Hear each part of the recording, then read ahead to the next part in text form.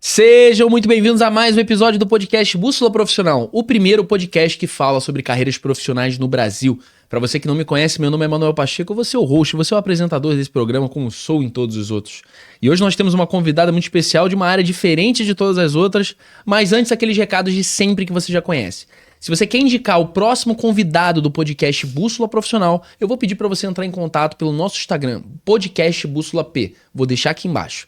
A gente tem um intuito esse ano de chegar a diversos lugares do Brasil. Não se restringe apenas a Rio de Janeiro e Florianópolis, que é onde a gente mais grava hoje. A gente quer ir para BH, a gente quer ir para Salvador, a gente quer ir para todo o Brasil para conversar com profissionais qualificados pelo Brasil inteiro. Então, para isso, a gente vai contar com a tua ajuda. Então, tem aquele profissional, que tem aquele conteúdo, entra em contato com a gente e manda o link lá do profissional, a gente vai falar com ele para ver se dá pra gente trazer ele aqui, beleza? E o segundo recado é para você que é profissional da área da saúde, que é advogado, que é empresário e que tá querendo começar nas redes sociais, tá querendo começar a criar conteúdo do jeito certo, conteúdo de conscientização, conteúdo para gerar clientes, gerar pacientes. Eu vou pedir para você entrar em contato pelo Instagram Pacheco MKTD. Eu me enrolei porque antes era MKTD Pacheco. A gente teve um problema com o Instagram, invadiram nossa conta, agora a gente zerou e vai começar tudo de novo do Pacheco MKTD. Então eu vou pedir para você entrar em contato comigo lá, caso esse seja o teu interesse, tá? E dado esses dois recados, a gente vai para nossa convidada. Ela é advogada familiarista, doutora Maria Clara. Tudo bem, doutora Maria Clara? Como é que você tá? Tudo ótimo, e com você, Manuel? Tudo ótimo. Muito tá nervosa? obrigada. Tá tranquila? Muito obrigada pelo convite, vamos lá. Vambora, vamos trocar essa ideia. Doutora Maria Clara, primeiro eu quero que você conte um pouquinho da tua história, um breve resumo, pra gente entender como é que você chegou a ser advogada de família. Então, a minha trajetória com a advocacia já começou no direito de família, né? Quando eu engravidei e aí eu decidi não permanecer naquela relação que já não me fazia mais feliz, que eu não era mais apaixonada, enfim.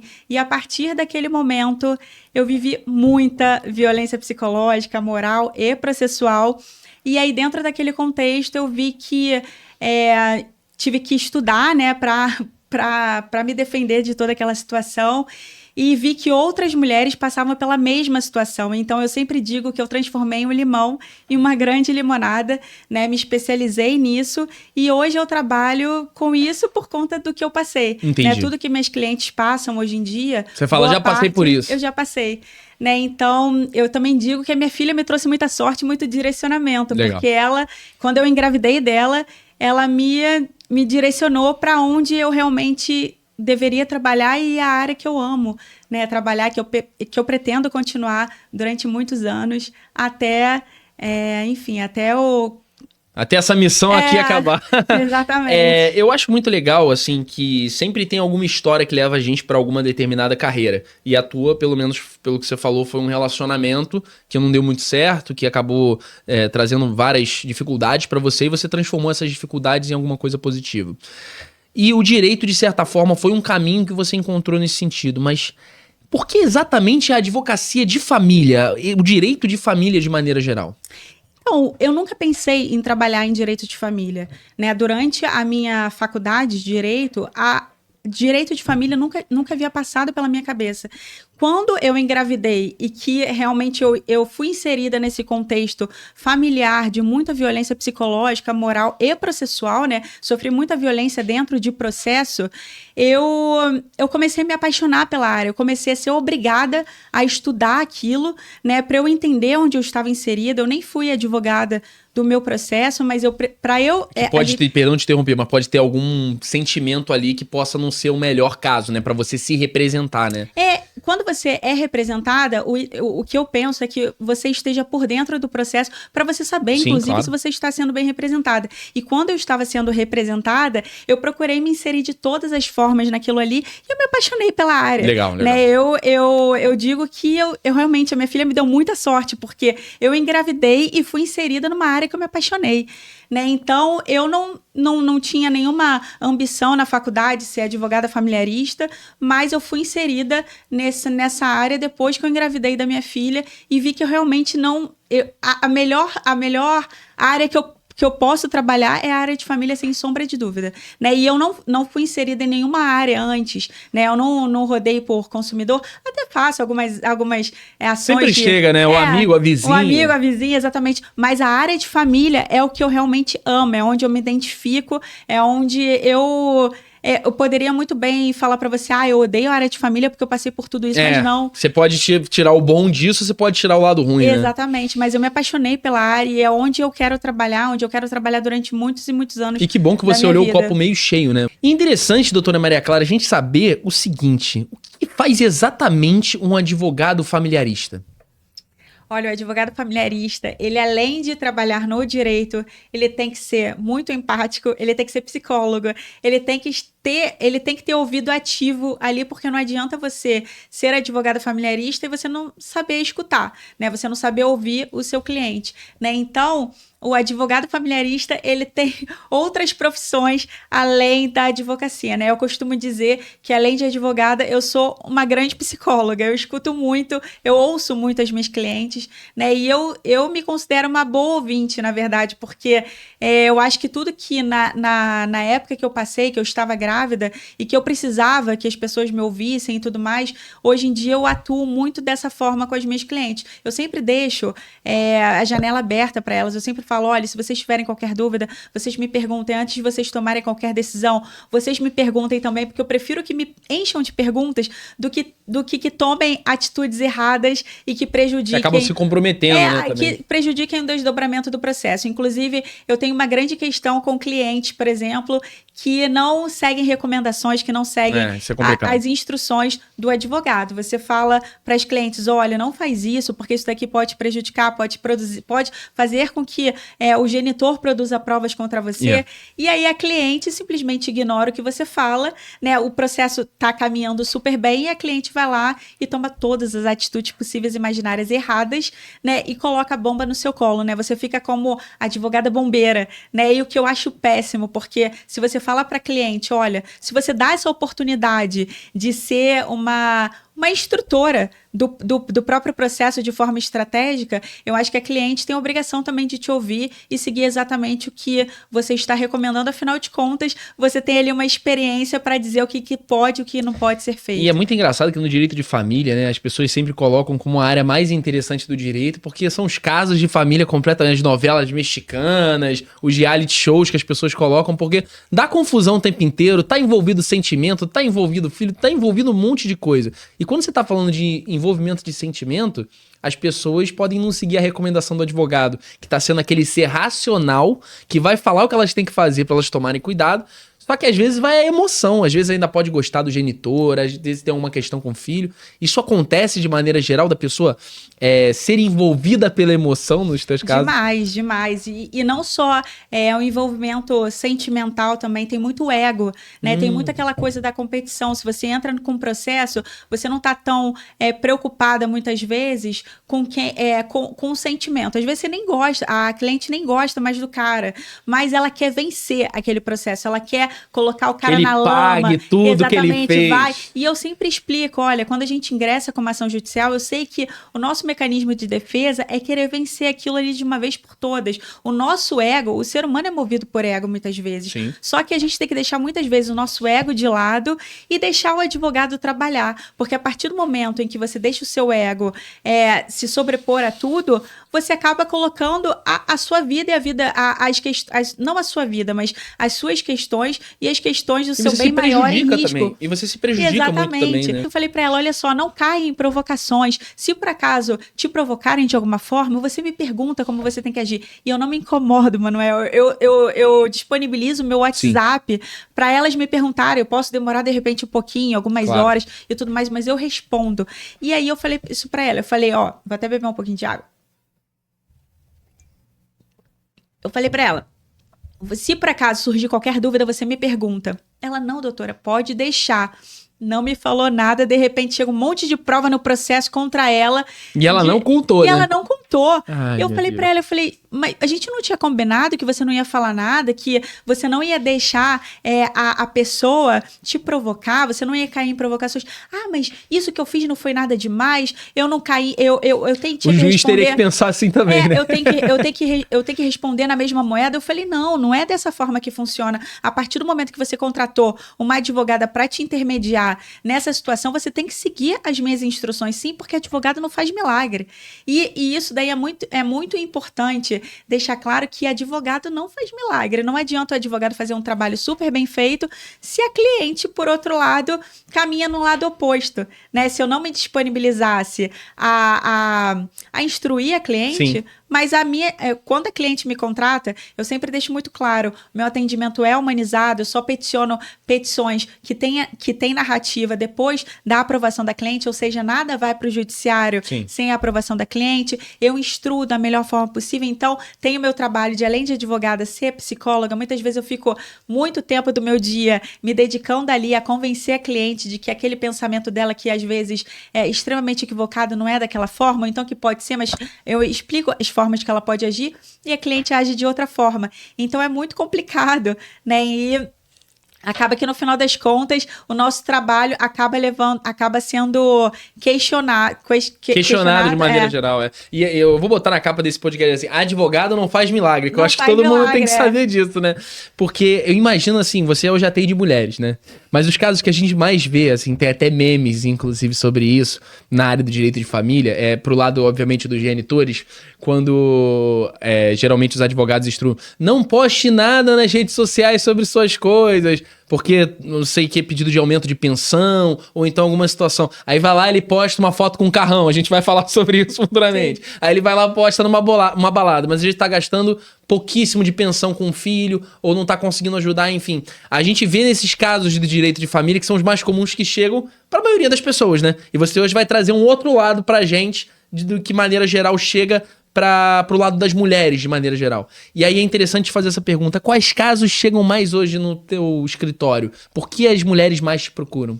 Então, guarda, regime de convivência, alienação parental. As mulheres hoje em dia são muito acusadas falsamente de alienação parental, né? Guarda, regime de convivência, pensão alimentícia.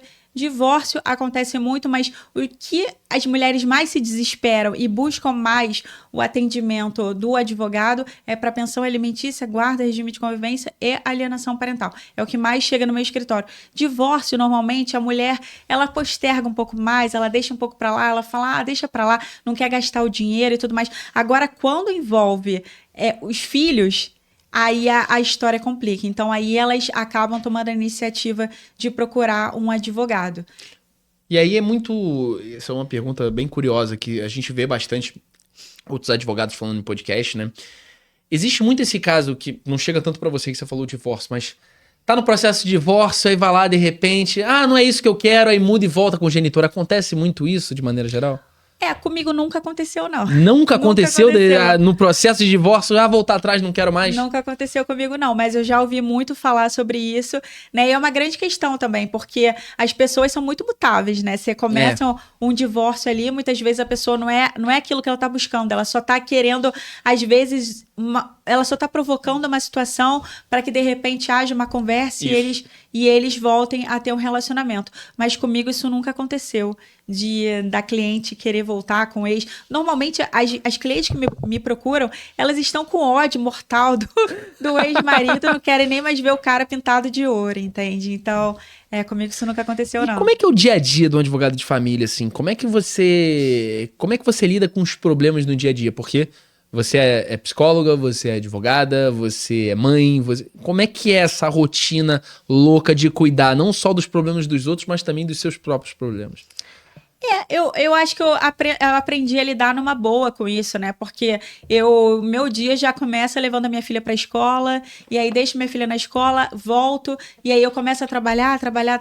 No meio do dia, eu busco a minha filha na escola, volto para o escritório, volto a trabalhar também. Então, eu acho que eu lido numa boa com isso. Eu não vejo nada de negativo na minha profissão. Se eu pudesse destacar para você algo de negativo que eu tenho hoje na minha profissão, são essas questões envolvendo, por exemplo, você tem uma estratégia processual, você explica para cliente, o trabalho está lá todo bonitinho, vai lá e o cliente faz algo que não tem nada a ver com o processo. E isso é muito complicado, porque quando você advoga, pelo menos eu sou extremamente competitiva, sou ariana, então eu entro no processo para vencer, sabe? E aí eu explico para cliente na primeira reunião. Eu falo, olha, você tem que tomar essa atitude, você tem que fazer isso, aquilo, outro. E quando a cliente faz algo totalmente diferente, é muito complicado para mim. Então, essas relações, que acaba no final das contas, esse tipo de relação acaba respingando em você, no final das contas. Porque quando Você deu o teu melhor para vencer o processo, você estudou, você fez as melhores estratégias, e aí a cliente, por conta de uma emoção, ela acabou falando alguma coisa, xingou, então provocou, e aí isso aos olhos do juiz não é o melhor dos casos, né? Exatamente. Isso é muito complicado. Ou então, muitas vezes, você dá alguns conselhos. Por exemplo, a cliente está passando por um processo pesado de alienação parental, onde não tem nada, não tem nenhuma acusação grave contra o genitor. Não tem abuso sexual, não tem violência, não tem nada disso. Então, é uma questão de regulamentar ali um regime de convivência e que seja cumprido esse regime de convivência. Aí a cliente está passando por esse processo, que é um processo extremamente pesado, que eu não recomendo a nenhuma mulher. E aí, no final das contas, ela impede, por livre e espontânea vontade, sem passar isso para você, o convívio com o genitor. E aí você fala, não, por que você não me perguntou isso antes? É como se, assim, tá acordado da criança ver os pais só no final de semana. Aí chega o pai para buscar, não vai pegar a criança. É mais ou menos isso, né? Exatamente. Ou então, por exemplo, Tá acordado, por exemplo, da criança, do pai ficar com a criança algumas horas durante um final de semana, durante um sábado, durante um domingo. Aí o cara pede pra ficar, sei lá, mais algumas horinhas no outro dia. Aí a pessoa já fala que não, sem nem te consultar. O que eu geralmente aconselho quando não há nenhuma acusação grave, quando não há nada contra o cara, conversa comigo e vamos tentar chegar ali no meio termo. O que você pode abrir mão aqui, exatamente, né? O que dá pra gente fazer? Porque isso, para o judiciário, acaba sendo uma solução para o conflito. Eu acho que quanto menos intervenção judicial a gente tiver em alguns casos, é melhor para a própria cliente. Eu sempre deixo isso muito claro. Só que tem cliente que não ouve. E fica também mais bem vista para a visibilidade e a imagem dela perante o judiciário poxa, essa mulher realmente, ela não quer conflito. Ela quer apaziguar, ela quer apaziguar, ela quer resolver. E aí acaba que acontece que quando der algum problema, a primeira pessoa a ser analisada é o genitor, é o outro lado da moeda. Porque se ela tá abrindo mão para resolver os conflitos, a outra pessoa talvez não esteja abrindo mão. E aí quem vai ficar mais mal visto é outra pessoa. Né? Sim, com certeza. E é o que eu sempre falo para elas. Então, eu acho que a maior dificuldade que eu tenho hoje em dia é lidar com as emoções de algumas clientes que chegam até mim. Eu não posso chegar para você e falar, todas as clientes são 100%, são 100% acessíveis no sentido de escutarem, de ouvirem o que eu tenho para dizer e de fato não vou seguir isso. Algumas seguem o que elas estão a fim de seguir, de acordo com... E aí o resultado vai ficar... E aí é o que eu falo, sorte, advogado né? não faz milagre, né? Porque é aquela coisa também. Muitas vezes o advogado está fazendo o trabalho dele, a cliente faz algo errado, né? E aí dá um resultado negativo, a culpa vai ser de quem? Não vai ser da cliente, vai ser do advogado. Exatamente. Né? Então, eu sempre deixo muito claro os prós e os contras, Com certeza. né? E eu sempre falo, olha, você pode seguir os caminhos que você quiser, a vida é sua, né? A gente está discutindo aqui sobre o seu bem maior, que é o seu filho. Normalmente, o bem maior de toda mulher é o filho, não tem jeito. O bem maior, muitas vezes, do genitor é o dinheiro, né? Na maioria das vezes é o dinheiro, não é o filho. Agora, o bem maior de toda mulher é o filho. Eu falo, olha, a gente está falando sobre o seu bem maior. Então, você tem duas opções. Ou você segue o que eu tô te falando e que a nossa ação pode dar muito certo, obviamente, eu nunca posso dar garantia de absolutamente nada, que a gente está dependendo da decisão de uma outra pessoa, que é um juiz, mas a grande chance de dar certo se você seguir o meu conselho, ou então você segue o que você tiver afim e o resultado vai ser também o que o juiz tiver afim. Exatamente. Perfeito, doutora Maria Clara. Agora eu queria saber, a gente tá falando bastante sobre divórcio. Quais são os principais tipos de divórcio no Brasil?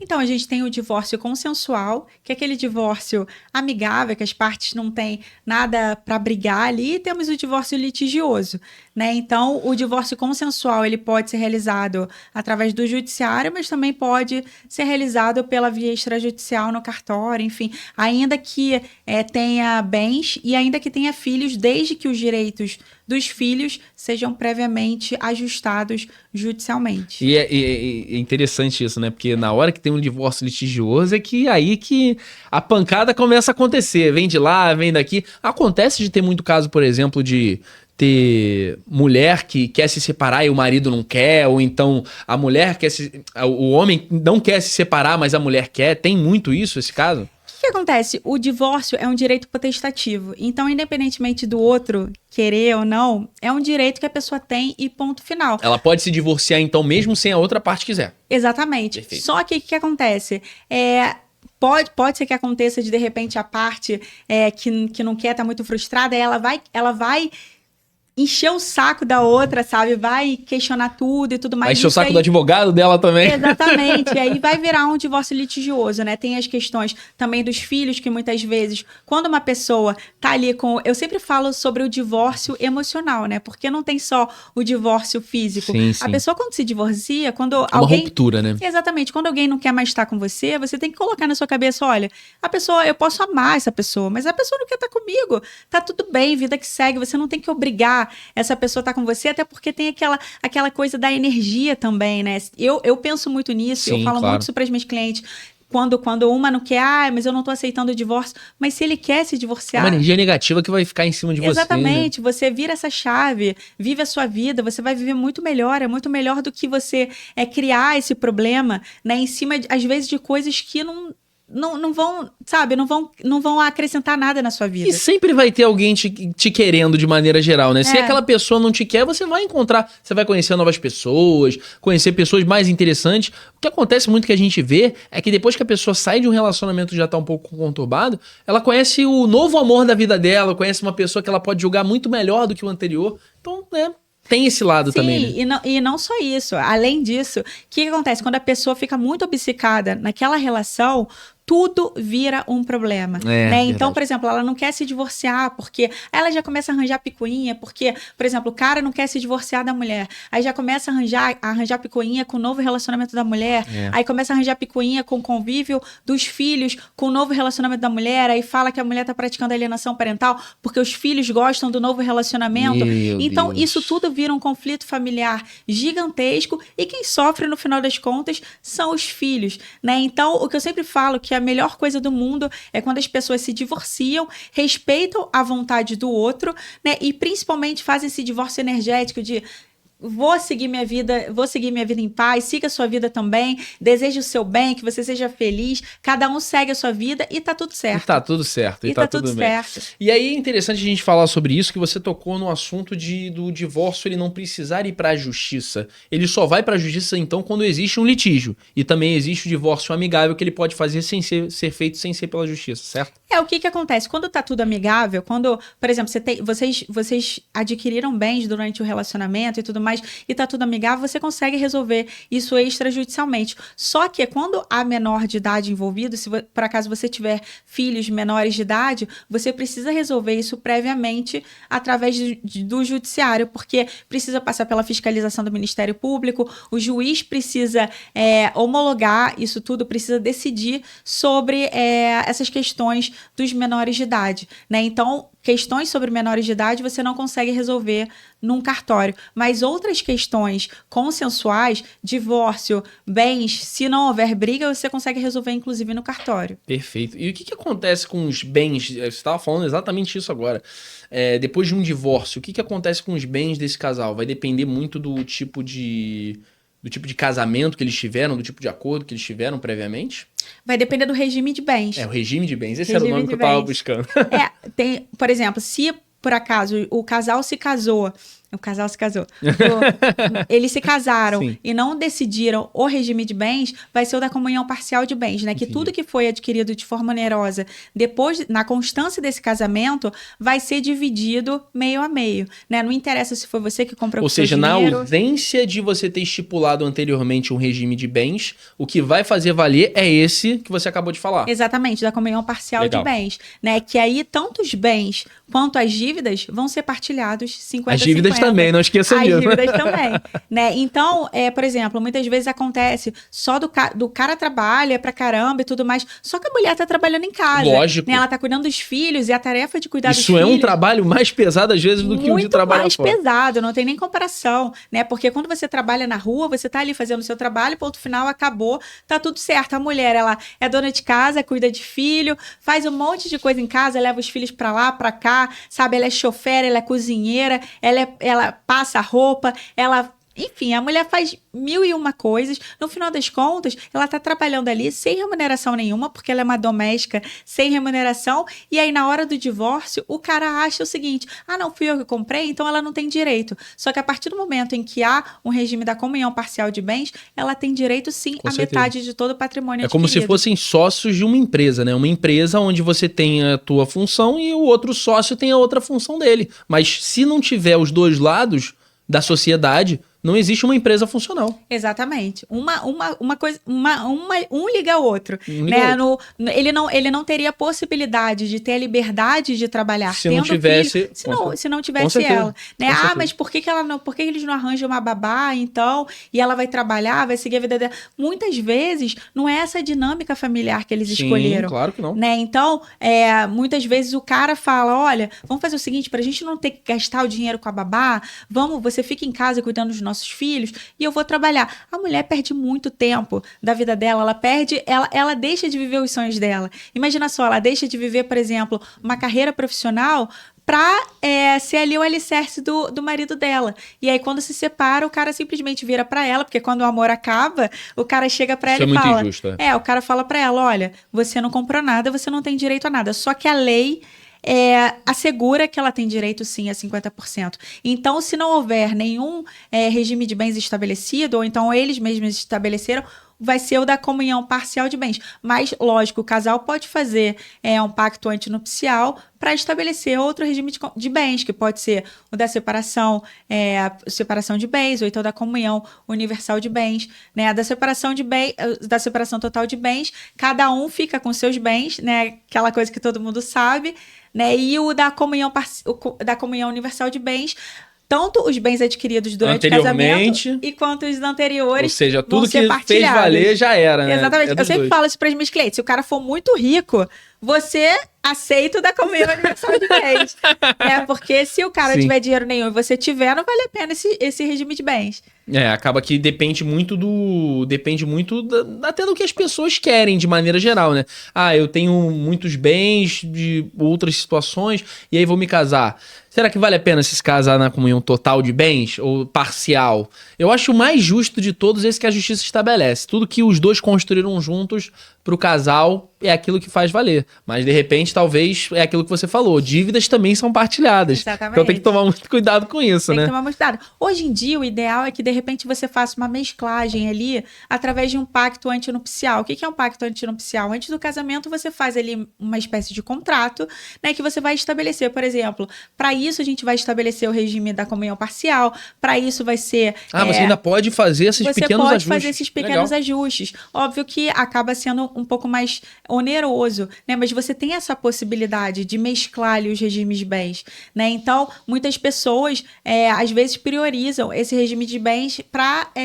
às vezes, se assegurar em determinadas situações e ser justo, de repente, em outras situações também. É preciso também, obviamente, nos outros regimes de bens, você também não precisa de um advogado tão qualificado. Agora, quando você tem muito esses pormenores, você vai precisar de um advogado competente para conseguir amarrar todas essas pontas soltas. Sim, com certeza. Porque se um dia você terminar, já era. Você vai precisar usar aquilo que foi feito valer, né? Exatamente. Uma coisa que eu sempre aconselho é que você nunca vá, por exemplo, eu falando pelas minhas clientes, nunca seja intermediada pelo advogado do seu ex. Isso. Porque o advogado do seu ex vai priorizar exatamente os interesses dele, não os seus. Né? Da mesma forma, por exemplo, quando eu sou contratada por uma cliente, ainda que ela fale: olha, você pode fazer um acordo para nós dois, eu vou priorizar os interesses da minha cliente, lógico. É óbvio. Né? Então, o advogado do ex vai priorizar também os interesses do cara. É ideal que cada um tenha o seu advogado e Exatamente. que às vezes, quando a relação dos dois não tá bem, e eu acho isso muito interessante, a gente precisa de duas pessoas racionais à mesa para discutir racionalmente um problema. Exatamente. Quando a gente tem duas pessoas emocionalmente envolvidas,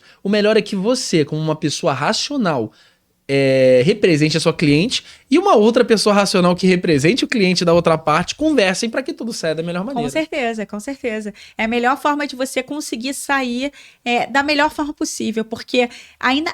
Tem situações que chegam até mim, por exemplo, de acordos que foram feitos no passado, e minha cliente fala assim, porque eu fiz com a advogada do meu ex, o acordo todo... Desculpa a expressão, mas eu posso falar aqui, é todo cagado, né?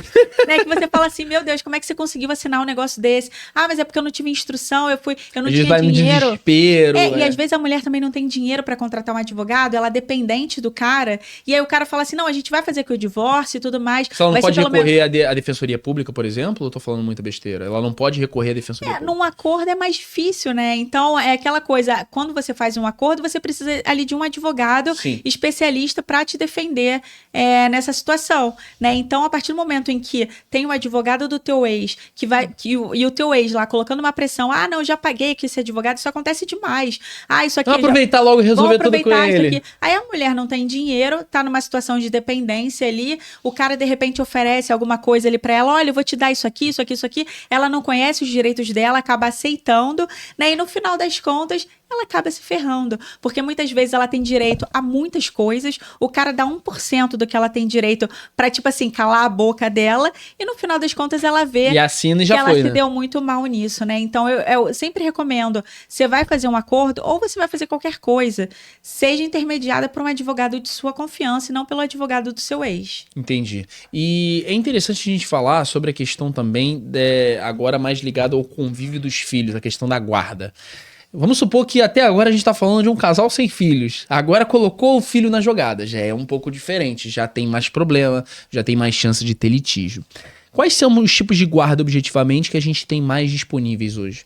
Hoje, aqui no Brasil, a gente tem a guarda compartilhada, né? Pela lei, a guarda compartilhada é a regra, né? Quando não há nenhum problema com outro genitor, quando o genitor quer exercer a guarda e que ele não coloca em risco a criança, normalmente os tribunais têm decidido pela guarda compartilhada. A não ser quando, por exemplo, há risco de violência contra a mulher, aí sim a guarda pode ser definida de forma unilateral para a mulher. O que é a guarda? É importante a gente esclarecer primeiro isso. A guarda é a tomada de decisões. Por exemplo, na guarda compartilhada, os genitores vão tomar decisões em conjunto, né? Seja sobre a escola, sobre a religião que o filho vai ter, sobre as viagens, sobre as atividades extracurriculares. Por exemplo, eu tenho o marido, a gente tem o filho, a gente vai decidir em conjunto sobre todos esses aspectos. Eu não vou tomar nenhuma decisão sozinha. Na guarda unilateral, não. A decisão é tua e ele tem exatamente. Ou a decisão é dele, dependendo de quem estiver com a guarda unilateral. O outro pode fiscalizar, né? O detentor dessa guarda, o outro pode fiscalizar se está tomando as decisões corretas, sim, mas a pessoa tem autonomia para tomar as decisões sozinha. E aí, o que acontece? Na guarda compartilhada, a guarda compartilhada é a regra daqui do Brasil, né, no nosso ordenamento jurídico, muito mais aceita do que a guarda unilateral. Normalmente, a guarda unilateral ocorre quando há um grande litígio, ou então quando a mulher consegue provar alguma coisa por parte do outro genitor. Exatamente, né? Quando há violência doméstica comprovada, né? E muitas vezes isso daí é uma briga constante. Muitas vezes, ainda que você comprove que de repente a mulher tem uma medida protetiva contra o cara, que a mulher sofreu violência constante durante o relacionamento, muitas vezes juízes ainda determinam a guarda compartilhada e a gente tem que levar para o tribunal para decidir, e muitas vezes a gente não consegue a guarda unilateral, né? Porque ainda há esse entendimento de que é melhor para a criança ou para o adolescente que os ele pais... conviva com os dois pais.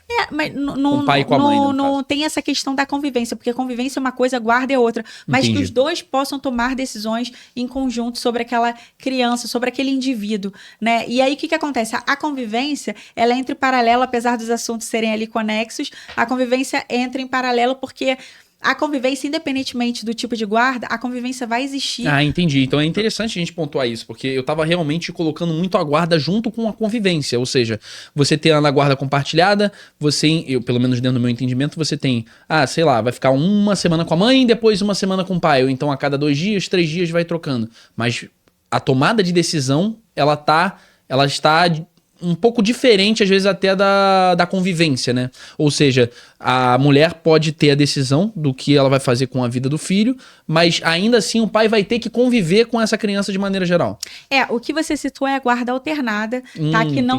Que não tem previsão jurídica no nosso ordenamento jurídico. A guarda alternada é esse negócio de, fica 15 dias com um, fica 15 dias com o outro. A gente vê isso muito nos Estados Unidos, né? Exatamente. Aí, durante esses 15 dias, você toma todas as decisões, o filho, sei lá, estuda em 2 escolas, enfim.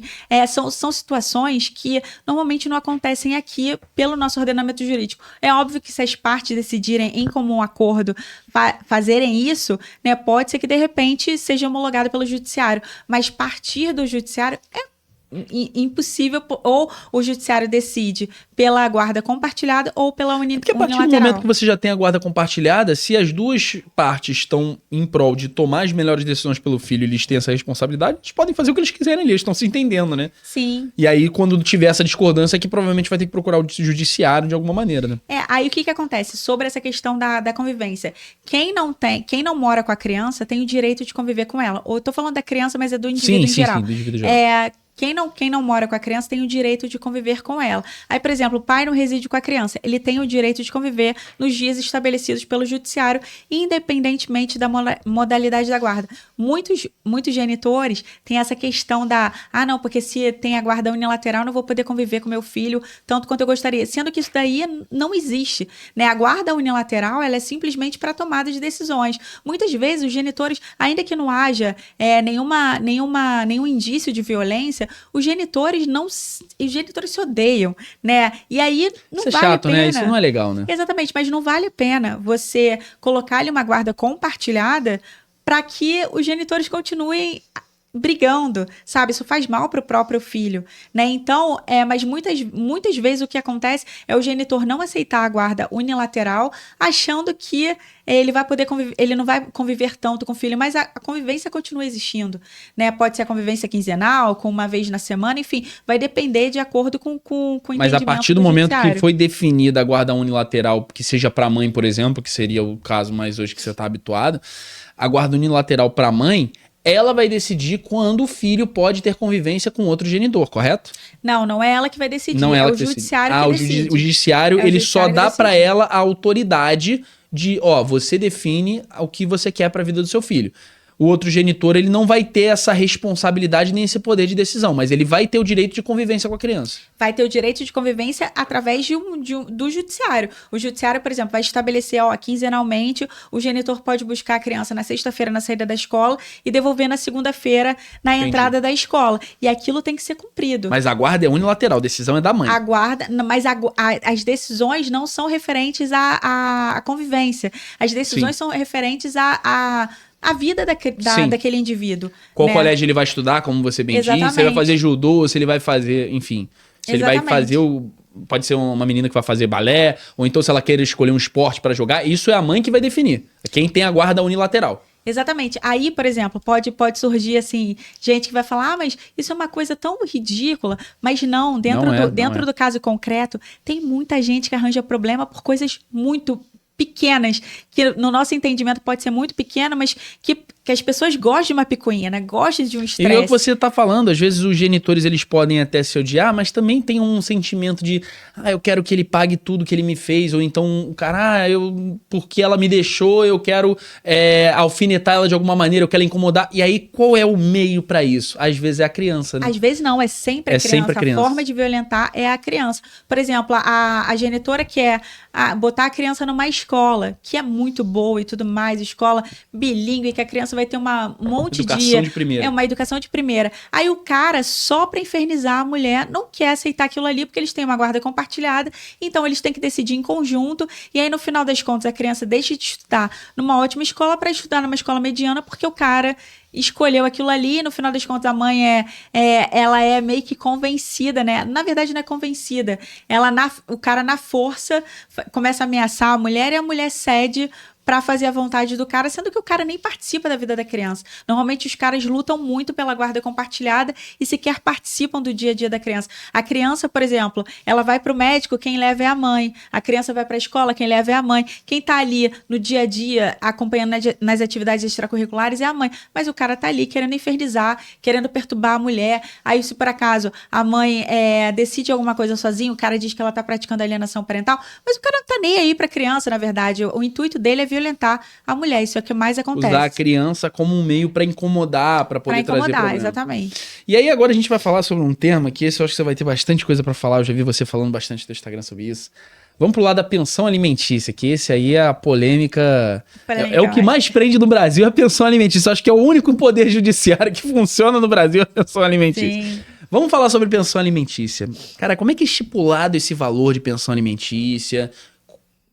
Acontece de mulher ter que pagar pensão alimentícia? Me explica melhor sobre o caso da pensão alimentícia. Então, o que acontece? A pensão alimentícia ela é paga por quem não mora com a criança. Entendi. Né? Independentemente de ser a mãe ou seu pai, ou o pai. Se, por exemplo, se a criança mora com o pai, a mãe vai ter que pagar a pensão alimentícia, né? Mas no caso, assim, normalmente o que acontece é a criança morar com a mãe e o pai ter que pagar a pensão alimentícia. A pensão alimentícia é definida de acordo com as necessidades da criança, as possibilidades do pai e a proporcionalidade entre o que a mãe e o pai podem pagar. Por exemplo, se o genitor ganha, sei lá, 50 mil reais... Jogador de futebol. Teve alguns casos recentes sobre exatamente, isso, né? Aquele Militão, né? Esse. O cara ganha, por exemplo, 50 mil reais por mês. Esse ganha bem mais do que isso. Pois é, e a mãe, digamos, ganhe 2 mil reais. Sim. É completamente inviável que cada um pague metade ali das despesas, né? Então a gente tem que ver uma proporcionalidade ali entre o que um ganha e o outro ganha. E ainda tem o capital invisível investido na maternidade,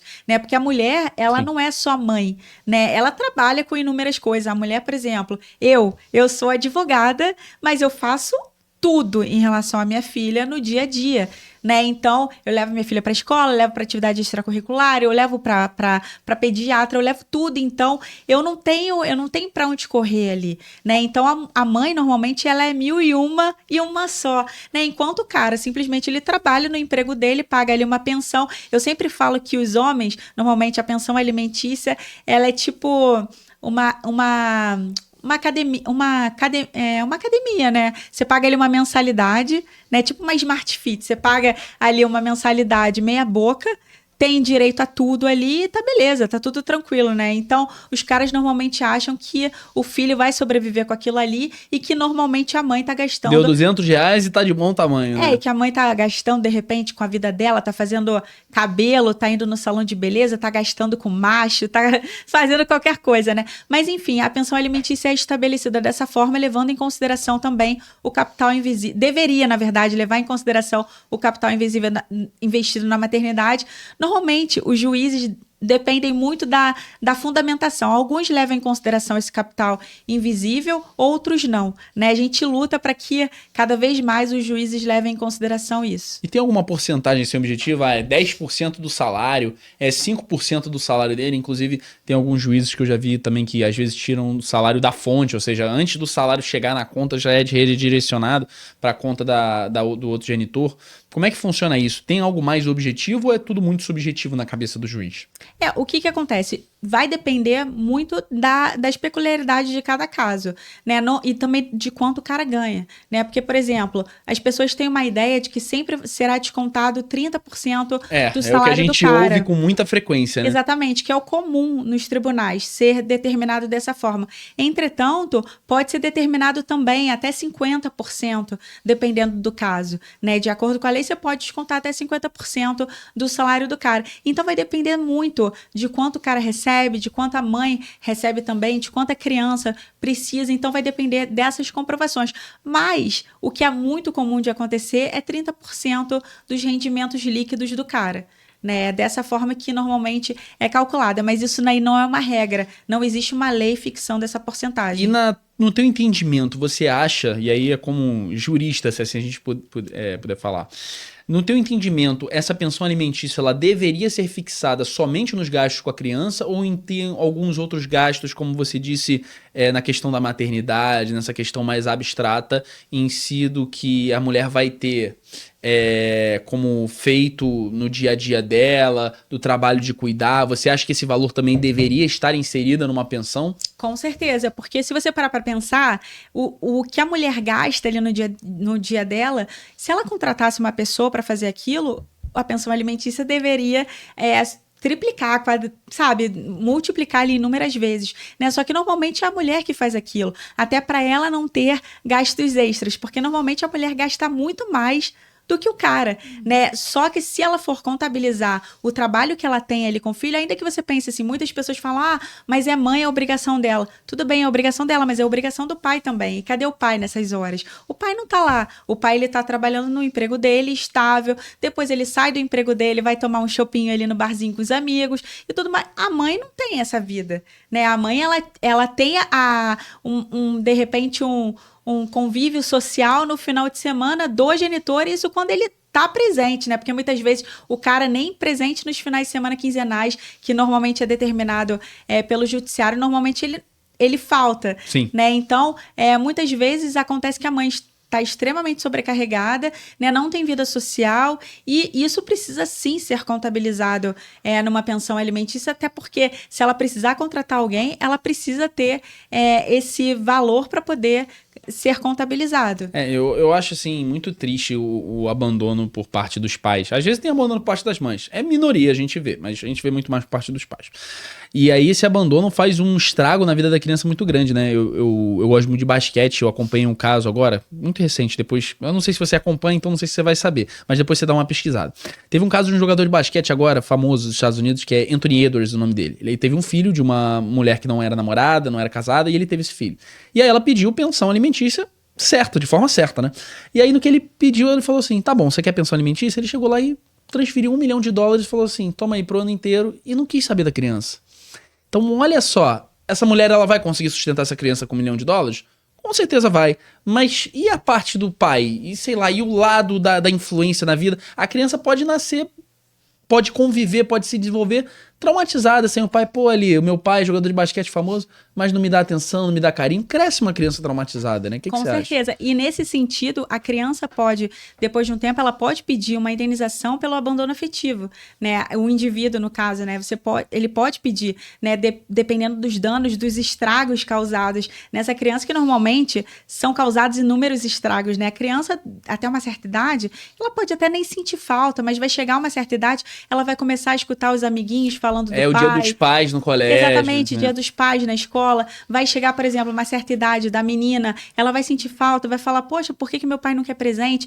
Isso daí, ainda que as pessoas falem, mas isso passa, não sei o quê. Isso dentro da menina, do menino, isso não passa. Não passa. Sabe? Então, o judiciário, ele pode determinar uma indenização pelos danos gerados por esse abandono afetivo, tá? Então, isso daí pode acontecer sim. Porque esses caras, eles não estão nem aí pro filho, pra filha, enfim. Então tem que doer no bolso mesmo. E eu sou super favorável, se por acaso aconteceu isso em algum momento, que peça uma indenização realmente por esses danos gerados à criança, ao adolescente, enfim, porque isso realmente não deveria ser normalizado. Não dá pra gente também falar assim, tome conta e seja afetivo com seu filho. Não dá pra fazer isso. Mas, de certa forma, a gente pode tentar minimizar esses danos. É muito fácil pra gente falar, eu não sei se foi o teu caso, mas minha família sempre foi estruturada, sempre tive pai muito presente, minha mãe muito presente. Então, eu não sei o que é ter uma família desestruturada. Mas quem tem uma família desestruturada sabe o que passou e sabe as dificuldades que aconteceram. Com certeza. Tem também não foi o meu caso, graças a Deus. Mas tem muitas mulheres que sofrem exatamente porque os filhos não têm esse apoio, né? Um apoio emocional. E ainda que você não possa obrigar, por exemplo, o genitor a gostar do seu filho, né? Eu nem recomendo também, porque às vezes o cara não suporta a criança, o cara pode fazer mal para a criança. Quando, por exemplo, chega uma cliente para mim e fala assim, porque o genitor não quer conviver com meu filho e tudo, mas eu falo, você quer realmente que ele conviva com seu filho? Porque se você quiser realmente, tudo bem, você pode ingressar com uma ação de cumprimento de sentença, enfim, para requerer essa obrigação, pedir multa e tudo mais.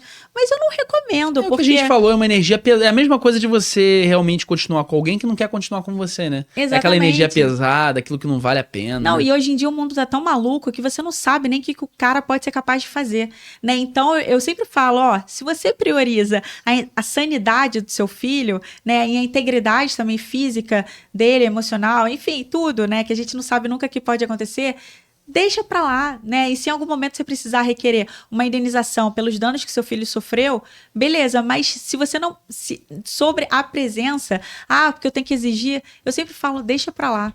Porque é muito melhor. Nesse sentido, o meu posicionamento é, não exija algo que o cara não quer dar de graça, porque amor a gente não tem que exigir. Amor a gente simplesmente ou tem, ou ignora, né? E aí é muito interessante você falar assim, porque foi um caso que assolou os Estados Unidos, não sei se você viu um documentário desse na Netflix, que era sobre a mulher e 2 filhos que tinham sumido. Nossa, esse documentário, quando a minha namorada me mostrou, a gente viu junto, assim, devastador.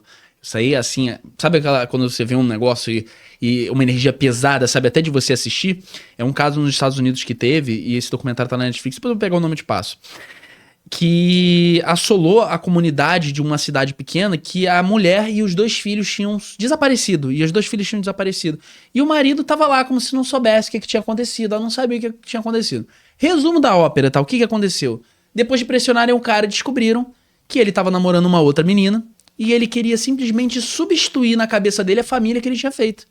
Ele matou a mulher e matou as 2 crianças pra ter um relacionamento novo, pra meio que zerar a vida dele com essa outra pessoa. Gente, que absurdo. É o que você falou, o mundo tá muito louco. O mundo tá muito louco. Olha como é que um psicopata teve na cabeça. O que ele pensou? E assim, é porque eu não vou falar isso aqui, mas a forma como ele matou as filhas dele foi assim, brutal. Como ele matou a mulher já foi brutal, mas como ele matou os filhos dele foi brutal. Foi algo assim assustador. E como é que alguém pode ter coragem de fazer isso? Agora você imagina, ele dizia que amava as filhas.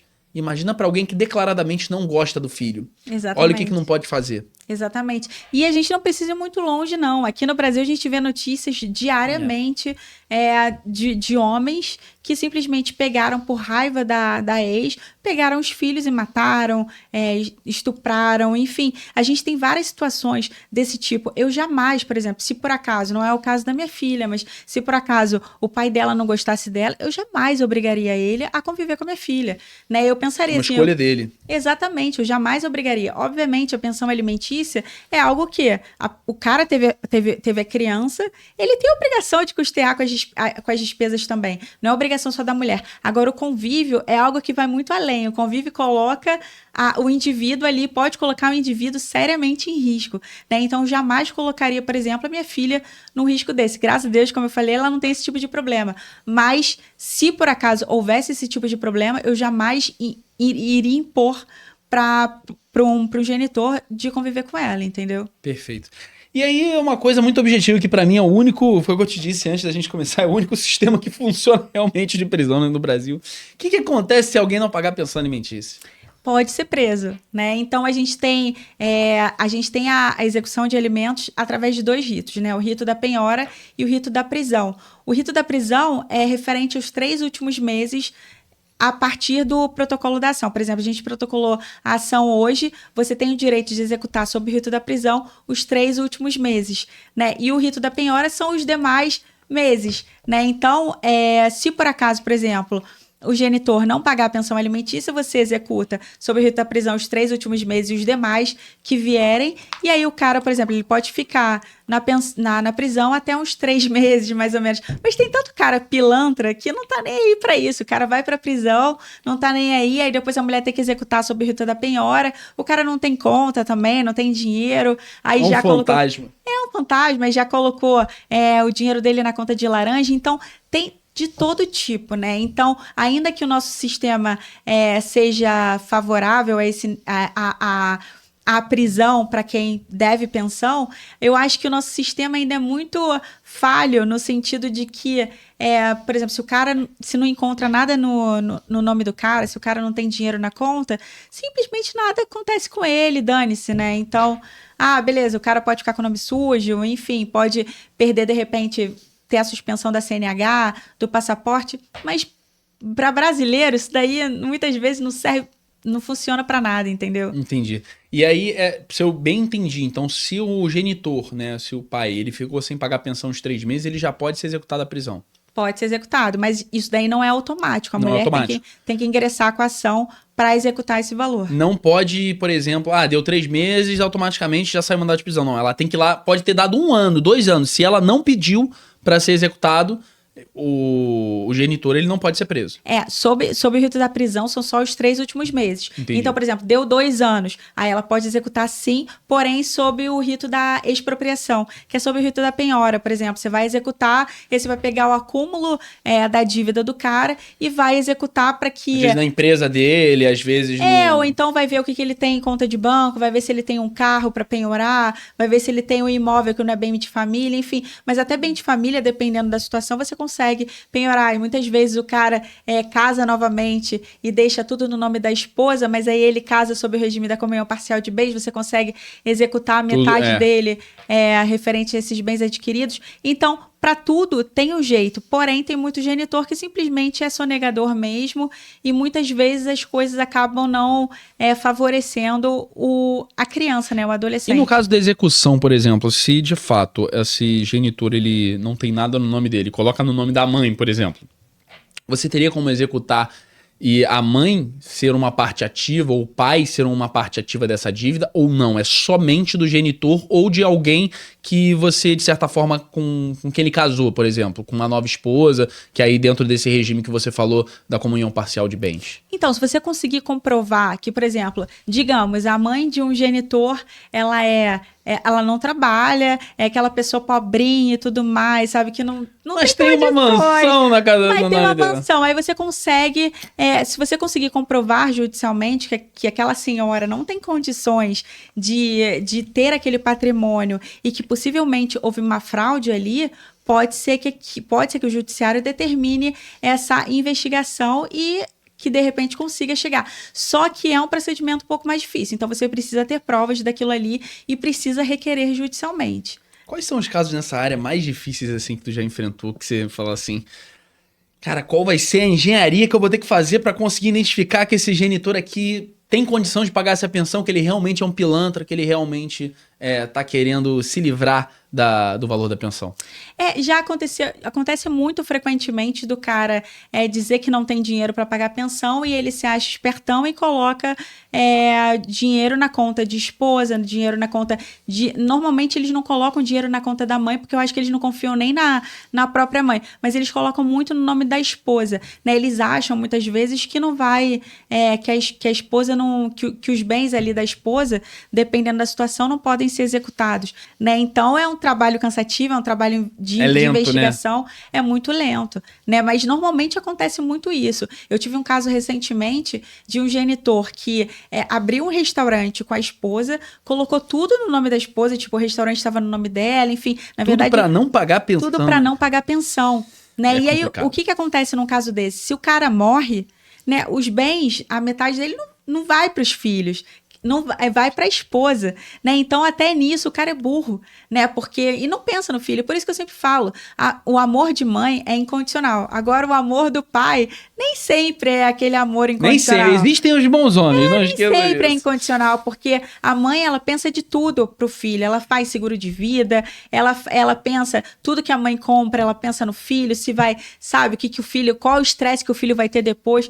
O pai, o genitor, né? Porque a diferença entre pai e genitor. Pai não precisa de determinação judicial para cumprir os deveres da paternidade. Pai é pai. Agora, genitor... É por isso que eu sempre uso essa expressão. Genitor é lixo, né? Genitor é lixo.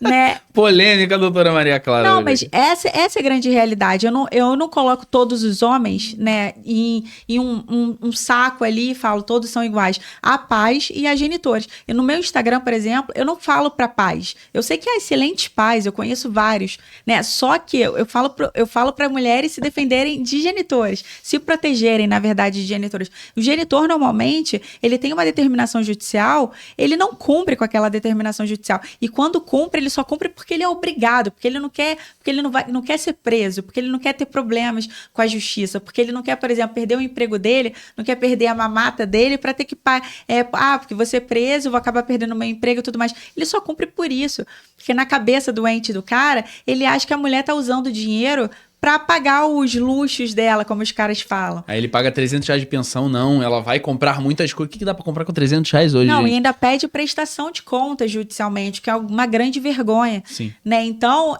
hoje em dia, ainda mais hoje em dia, você vai no mercado, você leva uma sacolinha, você paga R$200, R$300. E os caras têm a cara de pau de dizer que R$1.000, por exemplo, uma criança viver é muita coisa. Sendo que numa escola, por exemplo, aqui na Zona Sul, você não paga numa escola... R$3.000 é o mínimo, assim. mínimo, para você ficar meio período, ainda por cima, para criança ficar meio período. Né? Então, eu fico pensando assim, várias vezes eu tenho esse debate assim, com as minhas amigas, a gente fala, nossa, faculdade é mais barata do que a escola. E os caras acham que estão pagando uma fortuna. Né? Então é muito complicado, porque genitor não paga nem com determinação judicial. E quando paga, só paga porque é obrigado. Agora, pai não, muitas vezes não precisa nem do judiciário. Né? Eu conheço bons pais que não tem nem nada regulamentado, que pagam por opção, que pagam as despesas da criança, pagam as despesas do filho, até o filho completar a maioridade, e fazem questão do filho prosperar, do filho ter boa educação, sabe? Genitor não, tem escola pública, vai para a escola pública mesmo. É dessa forma que funciona. Entendi. E você falou, acho que a palavra que você... A palavra não, né? No caso são as palavras, mas essa terminologia que você mais utilizou ao longo do programa, alienação parental. Queria que você falasse o que é isso, porque você falou ao longo do programa alienação parental. Define pra gente o que é alienação parental. Então, a alienação parental é uma forma de interferência, pela lei, né? É a interferência na formação psicológica de uma criança, né? Uma interferência negativa. É uma manipulação de um genitor ou da família desse genitor contra o outro genitor. Só que ela hoje em dia, ela não é bem utilizada, né? Ela serve, na verdade, para descredibilizar mulheres que denunciam, por exemplo, abusos sexuais. A lei de alienação parental aqui no Brasil, ela é feita para punir, e ela só pune a mulher. Né? Normalmente, ela é feita para descredibilizar a mulher perante o sistema judiciário. A gente tem um sistema judiciário extremamente machista, extremamente misógino, né? Então, normalmente, por exemplo, a mulher vê que o filho tá ali sofrendo algum abuso sexual e tudo mais. Primeiro que o abuso sexual é extremamente difícil de comprovar. E aí ela levanta essa bandeira perante o judiciário. Uma das penalidades da lei de alienação parental é que, se por acaso houver alguma acusação de abuso sexual, a mulher pode perder a guarda. Isso daí, a lei não fala a mulher, mas normalmente essa lei é destinada para mulheres, só as mulheres são penalizadas com isso. Né? Então, a lei de alienação parental é algo que as mulheres têm muito medo, porque você ser acusada de alienação parental, normalmente... Pode perder a guarda da criança. Você pode perder a guarda da criança. Né? Então, por exemplo, seu filho está sendo... Você está tendo alguma ideia ali que o seu filho está sendo abusado sexualmente. Por exemplo, você acha que seu filho pode estar sendo abusado sexualmente. O que eu aconselho, né, para não... correr esse risco. Para não correr esse risco, é que você produza o máximo de provas possível, sabe? Leve a criança no psicólogo, peça estudo psicossocial no processo, busque investigar todas as situações, busque ter provas para só apresentar de fato essa prova com matéria envolvida. Né? Exatamente, porque se você apresenta simplesmente alegando, a chance de você perder a guarda do seu filho é gigantesca. Então, essa lei, ela tem uma... Tem muita gente que quer a revogação dessa lei. Eu sou uma dessas pessoas. A lei é muito falha no nosso país. É muito falha. A lei é muito falha. E ela é falha desfavoravelmente, ela é falha para as mulheres, né? Ela é falha especificamente para as mulheres. E chega muito esses casos para você, Juliana? Muito, demais. Né? E normalmente, as mulheres que chegam para mim, que estão sendo acusadas de alienação parental, elas já chegam desesperadas porque, para elas vão perder a guarda dos filhos. Né? E a gente, eu como advogada, eu sempre aconselho, tudo que você fizer para você evitar essa acusação de alienação parental, você registra tudo, você leva... Foi o que eu te falei, leva para o psicólogo, tenta buscar as alternativas antes de levar para o judiciário, né? Tenta buscar provas. Ai, me dá um pouquinho de água também. Tenta buscar provas antes de ir para o judiciário, antes de levar para o judiciário. Entendi. E aí eu acho interessante a gente falar agora sobre o lado, da dificuldade que às vezes uma mãe vai ter de ver o filho que o pai tem a guarda, por exemplo. Então, vamos dizer assim, o que você consegue fazer como advogada quando o pai tem a guarda unilateral da criança? E aí a mãe tá querendo ver esse filho, mas esse pai não tá deixando, ele tá dificultando essa convivência. Quais são os instrumentos? O que você pode fazer para conseguir fazer com que a mãe consiga ficar próxima dessa criança novamente? Você pode requerer através de uma ação de cumprimento de sentença, né? Mas normalmente o que você precisa fazer, além de ingressar com a ação, é estar ali na ativa, né, com o judiciário, despachando com o Ministério Público, com o judiciário, para que a gente consiga, de repente, reverter essa guarda, ou então consiga uma convivência mais ampla. Normalmente, eu já ajuizei ações de alienação parental contra genitores, a gente consegue bons resultados também. Mas, normalmente, a perda de guarda é mais direcionada à mulher. Quando a gente ingressa com uma ação judicial de alienação parental contra homens, normalmente o judiciário é muito mais... Como é que eu posso dizer? Ele é muito mais... Ele é muito mais amigável com os homens do que com as mulheres. Com os homens, quantas vezes eu tive que peticionar falando, 2 pesos e 2 medidas, porque se fosse a minha cliente fazendo a mesma coisa que o cara tá fazendo, ela já teria perdido a guarda. E para isso você fica exaustivamente tendo que peticionar e despachar com o juiz e despachar com o Ministério Público, e muitas vezes não consegue um bom resultado tão rapidamente quanto os homens conseguem quando eles ajuizam uma ação de alienação parental contra as mulheres, mesmo que eles estejam fazendo falsas acusações. E como é que hoje você pode dar um conselho para mulheres que elas queiram se prevenir dessa acusação de alienação parental? Quais recomendações você daria para elas? Registre tudo, absolutamente tudo. Muitas vezes, por exemplo, a mulher ingressa com uma ação de pensão alimentícia, o cara fica com raiva, o que ele faz? Ele ingressa com uma ação de alienação parental contra ela, dizendo que eu só pago pensão, mas ela impede a minha convivência. Se a mulher não tem provas de que o cara tá mentindo, o cara já entra no processo com uma vantagem, né? Então, registre absolutamente tudo. Muitas vezes o cara deixa de conviver com o filho por conta própria, porque ele simplesmente não quer conviver com o filho, mas depois ingressa com uma ação de alienação parental, dizendo que a mulher que está impedindo o convívio. Ele se distancia e depois diz que a culpa é da mulher. Porque ela exatamente. Tá Ou então, por exemplo, ele se distancia, aí quer conviver com o filho, e aí o filho não quer, porque ele perdeu o convívio e tudo mais, e normalmente uma criança que não tem mais convívio vai estranhar e não vai querer conviver, e aí o cara ingressa com uma ação falando, o meu filho tá me odiando agora, ela tá fazendo... tá fazendo a cabeça dele, tá manipulando meu filho contra mim e tudo mais. E eu sempre falo, sempre registro. É o que eu sempre falo para as minhas clientes. Você tem que pensar estrategicamente. Recentemente acho que foi ontem, se eu não me engano, uma cliente mandou uma mensagem do genitor exatamente falando assim, não, porque eu quero a informação do médico dele e tudo mais, e o cara já ajuizou uma ação de alienação parental contra ela. Eu falei, fique ciente que ele está tentando produzir provas contra você. Então, exatamente. Você tem que pensar tudo estrategicamente. Então, você precisa responder de uma maneira objetiva, mas respondendo a pergunta porque dele. Aí, nesse caso, né, eu tô pedindo até as informações do médico, ela não me passa, ela não tá querendo me dar a devida. E na própria lei, se você nega essas informações, você tá praticando alienação parental, né? Pela lei, você precisa fornecer as informações de endereço, de médico, as informações relevantes sobre a vida do seu filho. São informações que ele não tá nem aí, às vezes, né? Ele só tá falando assim, eu quero essa informação aqui. Até o momento que ela fala, não vou te dar essa informação. Aqui, tá vendo, juiz? Exatamente. Ela tá me negando essa informação. Tá negando essa informação.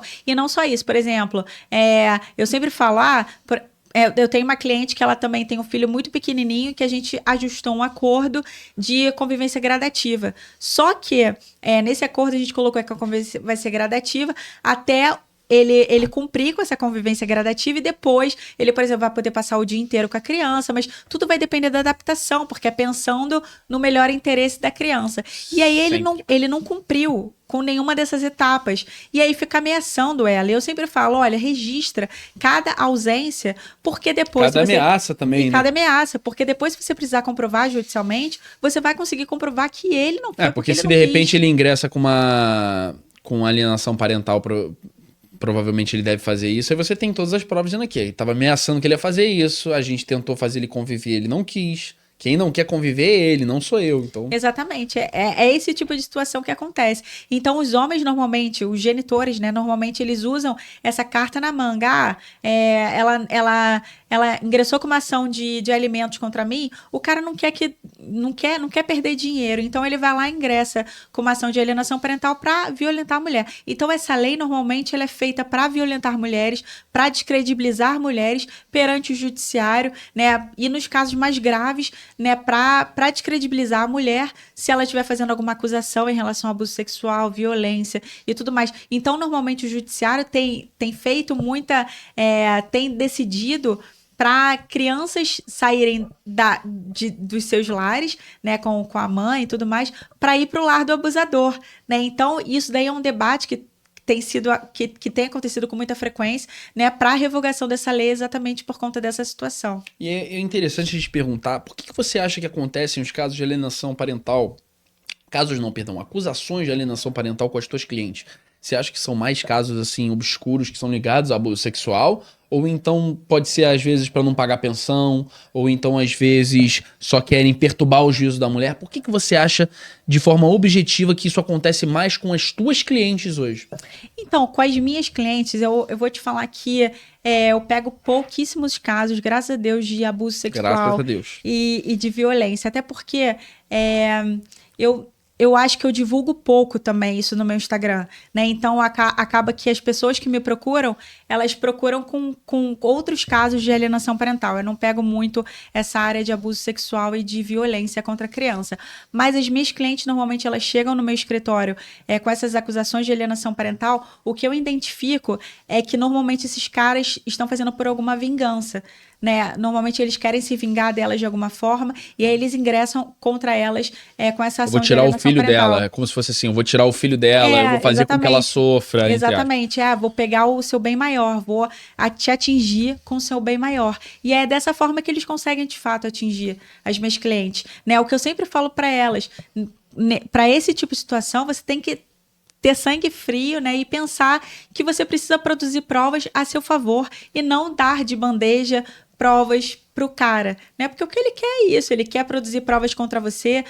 Às vezes o cara nem quer a guarda. Já aconteceu, por exemplo, com uma cliente que ele ingressou com a ação de alienação parental contra ela, pedindo a guarda das crianças para ele. A gente durante o processo, o próprio promotor identificou que o cara estava ali só para violentar a minha cliente e a gente conseguiu finalizar. Mas violentar em que sentido, né? Violentar é provocar a minha cliente, sabe? Entendi. Provocar a minha cliente, porque ele usou essa ação para claramente provocar a minha cliente, para violentar a minha cliente. E o próprio promotor identificou essa questão, né? O próprio promotor, ele viu que ali não era um interesse nos filhos, o interesse dele era em violentar a minha cliente, né? Então a gente conseguiu finalizar o processo da melhor forma possível e comprovar que o cara estava agindo de má fé, né? Então, isso daí acontece demais.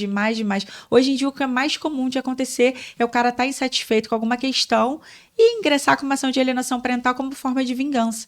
É isso que mais acontece. E só colocando um adendo...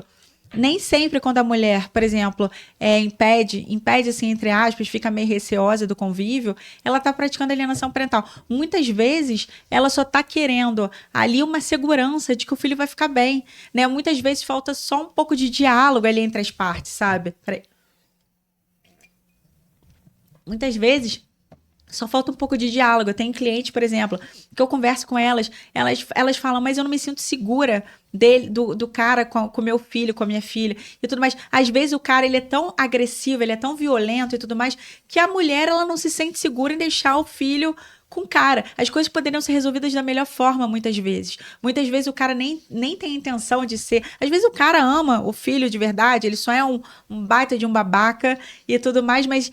Ele ama o filho, quer conviver com o filho, mas ele poderia transmitir uma segurança para a mulher. Mas ele faz questão de fazer o contrário. Ele faz questão de demonstrar que ele pode colocar o próprio filho em risco. Então a mulher fica receosa, obviamente. Ainda mais com essa as notícias que a gente vê aos montes hoje em dia nas redes sociais de homens que pegam os filhos e maltratam e espancam e tudo mais, tudo para atingir a mulher. Né? Então... Hoje a gente vê com muita frequência algumas notícias como essa, inclusive esse caso que eu te falei da Netflix, né? Depois recomendo que você dê uma olhada, vou te mandar depois o nome. mas acontece realmente com muita frequência. E aí a gente falando agora sobre violência doméstica, que é uma coisa que deve, né, te assolar quando você pega um caso desse, né? Porque não é uma situação fácil. Como é que o direito de família ele encara a violência doméstica hoje, né, no judiciário de maneira geral? Deveria encarar com mais seriedade, mas normalmente não encara com tanta seriedade assim. Muitas Como vezes. algo comum, talvez? Muitas vezes, por exemplo, a mulher passa por um ciclo de extrema violência no relacionamento dela, tem medida protetiva e tudo mais, mas chega no direito de família, chega ali sabe? E aquilo ali não é levado em consideração, né? Muitas vezes, por exemplo, um pai que é um genitor que é extremamente agressivo com a mulher, o filho viu o cara violentando a mãe dele constantemente, tudo mais, o judiciário entende que aquele cara só é um péssimo marido, mas ele pode ser um excelente pai. E sendo que a partir do momento que o cara violenta a mãe do filho dele na frente dele, violenta e faz estragos tanto emocionais quanto físicos e tudo mais, dentre outros estragos, aquele cara não pode ser uma boa pessoa, né? Não Já pode... parte do princípio que se ele tá fazendo isso na frente do filho, né? Já não deveria fazer, mas se tá fazendo na frente do filho ainda, significa que ele não se preocupa com o filho, né? Exatamente, não se preocupa com o emocional do filho. Muitas vezes, por exemplo, voltando só para esse negócio de alienação parental, muitas vezes o cara diz que, tenta insinuar, tenta demonstrar, né? Tenta provar que ele é um ótimo pai, que ele paga as coisas pro filho e tudo mais, mas não se preocupa com o emocional do filho, que aí entra essa questão de violência doméstica, né? Que ele maltrata tanto a mãe, ofende ela, tenta descredibilizar, desqualificar ela como mulher, como mãe, enfim, e aí no final das contas o judiciário não leva tão a sério isso, né? Infelizmente não leva tão a sério essas questões aí como deveria. E define pra gente, então, o que é considerado violência doméstica, porque não é só agredir, tem outras coisas que, de certa forma, a gente pode considerar como violência doméstica. Fala pra gente.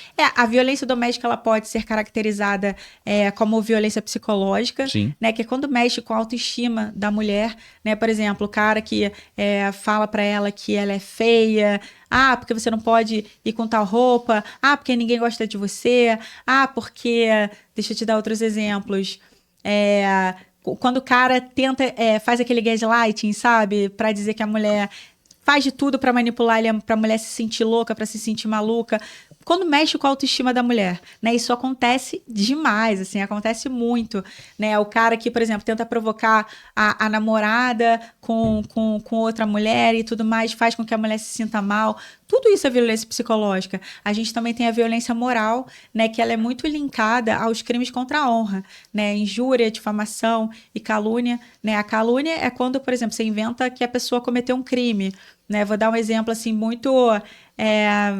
Esdrúxulo, talvez. Exatamente. Né? Por exemplo, o cara, por exemplo, ele pegou um dinheiro de alguém. Aí ele fala assim, não, foi minha mulher pegou, falsificou minha identidade. Roubou meu dinheiro. E roubou meu dinheiro, enfim, Entendi. inventou lá um crime que a mulher supostamente cometeu.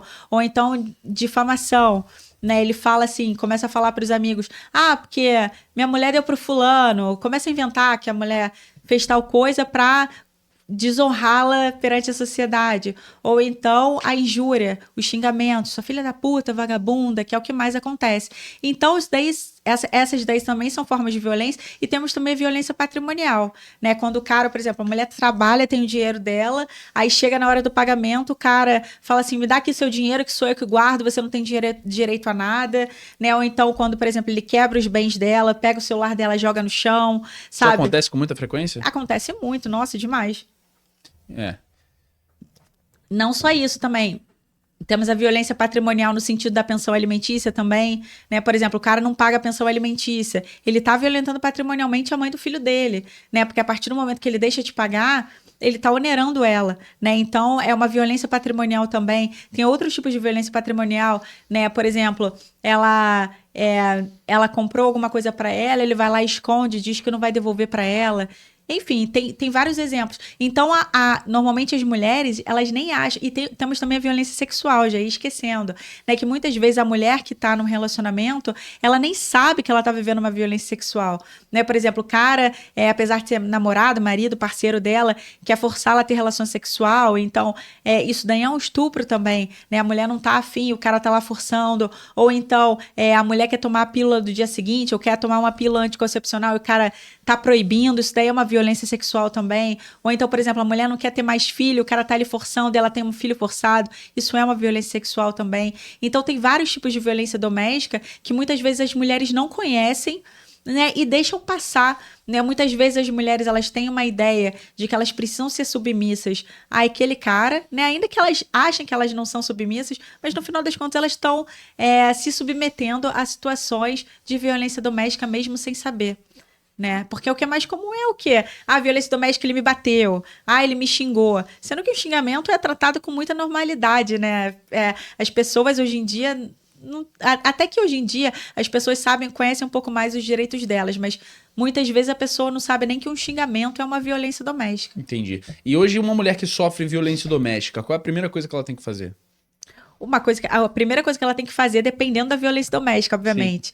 Né? Mas a primeira coisa que ela tem que fazer, se for uma violência física, recomendo que ela vá primeiro no hospital, ela faça... Porque o que acontece? A violência física, dependendo, ela pode não deixar marcas, mas se ela deixar marcas, principalmente, que você vá no hospital, que você vá tomar as providências no hospital, porque essa violência física, se tiver marcas, a marca vai sair depois de um tempo. A mesma coisa, a violência sexual. Primeira coisa que você vai fazer é ir no hospital para deixar registrado a violência sexual que você sofreu. Depois que você registrar essa violência, né, que você for no hospital para tomar as providências cabíveis, aí sim você faz o registro de ocorrência em sede policial. Ou seja, primeiro consiga a prova, depois faça o BO. Exatamente, porque se você perde essas provas, você perde muita credibilidade nisso. A credibilidade do próprio boletim de ocorrência que você fez. Exatamente, porque muitas vezes os caras, eles alegam que as mulheres fazem acusações falsas, né? E você precisa daquela prova para se proteger, né? Então, hoje em dia, só com o relato da mulher, muitas vezes, ela consegue uma medida protetiva, né? Então, só que se ela tiver provas, muito melhor para ela. Entendi. Né? Então, e aí você também pede a sua medida protetiva. Mas o ideal, por exemplo, se você tiver a oportunidade de ter provas, que você consiga reunir essas provas aí para você conseguir se defender também. Perfeito. E chegam muitos casos para você iguais a esse? Chega. Violência doméstica chega bastante? Principalmente, hoje em dia, violência psicológica, violência moral, tem muita violência. E esse é o tipo de violência que muitas vezes são mais dolorosa. Esse tipo de violência é mais dolorosa do que a própria violência física. Porque a violência psicológica, ela mexe com o que a pessoa tem de mais íntimo, né? Então, a violência psicológica, a mulher fica tão enfraquecida emocionalmente que às vezes pode demorar anos de terapia para ela voltar ao normal dela, né? Então, quando volta, né? Quando volta, exatamente. Então, a violência psicológica, eu acho que muitas vezes é a pior violência que tem, dependendo do tempo, que às vezes a mulher ela tá ali enfurnada naquela relação de dependência emocional, e tem homens que são tão tóxicos, tão violentos, tão agressores, que acabam fazendo com que a mulher perca a essência delas, né? Acaba fazendo com que as mulheres percam a vontade de viver, né? Isso eu acho que é muito pior, muitas vezes, do que uma violência física, né? Porque isso daí, muitas vezes, demora a ter um resgate, né? E a dependência emocional é muito ruim para a mulher. Vamos sair agora um pouquinho desses assuntos pesados aqui. Vamos agora olhando aí para um lado mais instrutivo, de construção de conhecimento. De certa forma, isso é um mito que se tem muito, né?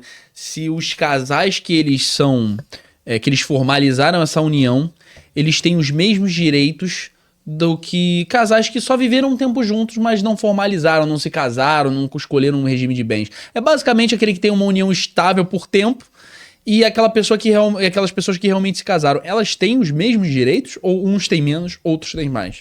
Então, se o regime de bens, por exemplo, numa união estável que não foi estabelecido o regime de bens... Acho que eles viveram 2 anos assim juntos. Vai entrar o regime de bens, o da comunhão parcial, né? Então, um casamento pelo regime da comunhão parcial Vai de ser a bens mesma e coisa. a união estável vai ser a mesma coisa. É óbvio que uma união estável que não foi formalizada vai precisar ser formalizada primeiro para depois fazer a dissolução dessa união estável. Logicamente, também é um processo muito mais litigioso, né? Porque se não foi nada acordado previamente, na hora que eles foram se separar, é aí que vai começar a discussão, vai começar a pancada. Pode ser de forma litigiosa, mas também pode ser de forma consensual, né? Se por acaso os dois ajustarem ali, ainda que eles tenham comprado alguma coisa vamos ajustar da melhor forma possível aqui, de forma amigável, os dois reconhecendo ali o papel de cada um e reconhecendo que cada um tem direito a 50% daqueles bens adquiridos, pode ser formalizado tranquilamente em cartório, assim como o divórcio.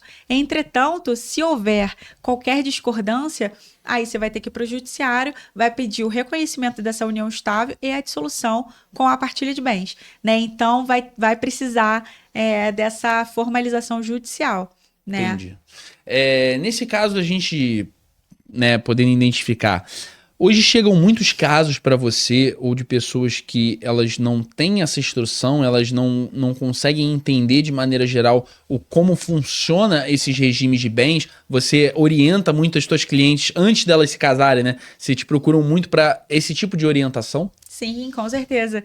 Até porque hoje em dia as pessoas estão querendo muito passar a perna nas outras, né? Então, você precisa estar muito bem instruído antes de você casar. É óbvio que antes de você casar, normalmente as pessoas estão muito felizes. Só que esse é o momento em que você precisa Na felicidade é o melhor momento. Exatamente, você precisa conhecer os seus direitos, né? Muitas vezes você vai entrar numa relação ali, no impulso você vai acabar tomando atitudes que no futuro podem te prejudicar. Eu tenho uma cliente que recentemente eu fiz a dissolução de união estável dela, o ex dela fez várias dívidas no nome dela, sabe? No nome dela ainda por cima.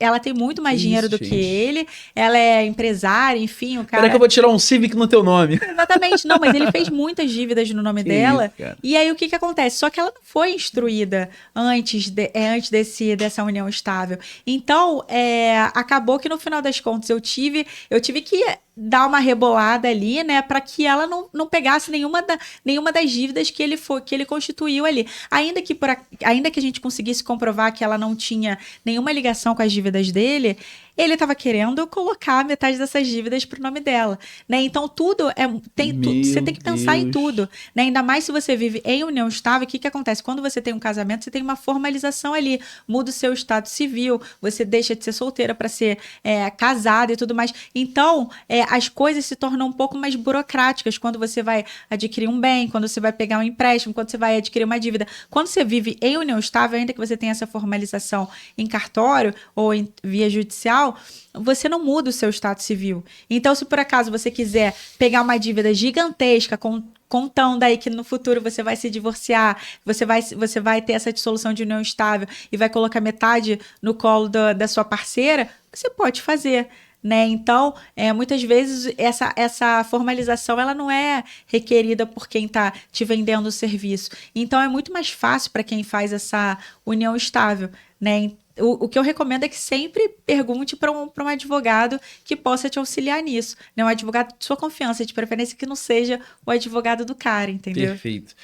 E aí, assim, você tem muita bagagem, muita experiência nas costas, não só do que você viveu, mas também do que você já viveu. Não que você viveu na tua vida pessoal, mas do que você já viveu também com as tuas clientes, com as pessoas que te procuram. E aí eu queria que você desse um conselho, se você pudesse, para como as mulheres elas podem se prevenir de terem futuros problemas com homens de maneira geral, com maus pais, maus maridos, maus parceiros. Quais são os conselhos na hora da filtragem ali você poderia dar? Então, o primeiro conselho que eu posso dar em relação a, por exemplo, você conhecer um cara que tem filho, né? O primeiro conselho que eu posso dar, se o cara fala que a ex é louca, se o cara fala que a ex não deixa ele ver os filhos, se ele não paga pensão, você já sabe que o cara não serve ali, né? Corra léguas, vai embora. Então, isso daí é o primordial. Primeira coisa, o cara tem filho, como é que ele trata o filho? Paga a pensão alimentícia direitinho? Fala que a ex é louca? Se falar que a ex é louca, você já coloca, sabe, já coloca o foguetinho ali pra fugir, sabe, pra fugir a jato. Pelo menos eu funciono dessa forma. Outras coisas também que você pode fazer por exemplo, eu não recomendo que você leve ninguém para sua casa, né? Ainda mais hoje em dia, sabe? Eu sou super favorável, cada um tem a sua casa, tá tudo certo. Ainda mais se você tem filho, por exemplo, eu tenho uma filha. Eu acho muito, como é que eu posso dizer? Complicado, de maneira geral, você ter uma pessoa, às vezes, que você ainda tá conhecendo pra conhecer a tua filha. Pra conhecer, e tem gente que não tá nem aí. Ah, não, eu tô apaixonada, eu vou levar pra minha casa, vou apresentar pra minha filha. Eu já não penso dessa forma. Eu penso da seguinte forma, minha filha só vai conhecer alguém... depois que essa pessoa já passou em todos os test drives exatamente, possíveis. sabe? Mesmo assim, tem que ter muita cautela, né? Porque é uma outra pessoa fazendo parte da sua vida, a gente já tem uma rotina ali estabelecida, então, dificilmente eu vou trazer uma pessoa para a vida da minha filha para tirar a nossa rotina, para de repente modificar alguma coisa que a gente já construiu. Mas em relação à segurança, eu também não admitiria, por exemplo, uma pessoa que não está no mesmo padrão de vida que você, sabe, que de repente não tem uma prospecção de crescer, né? Porque às vezes eu vejo mulheres assim que são super bem... Desculpa. Não, relaxa. Eu vejo mulheres que são super bem sucedidas, com os caras assim que você vê e você fala assim, meu Deus do céu, o que você tá fazendo com esse cara? O cara, sabe, não tem um trabalho, não tem uma vida, não faz... perspectiva de futuro. Não tem perspectiva de futuro, sabe? E são essas coisinhas, por exemplo, essa minha cliente que é super bem de vida, que ela é CEO de uma empresa e tudo mais, ela é empresária, tem a empresa dela, ela foi ter união estável com zero à esquerda, que deve pensão, que tipo assim, que fala que a ex é louca.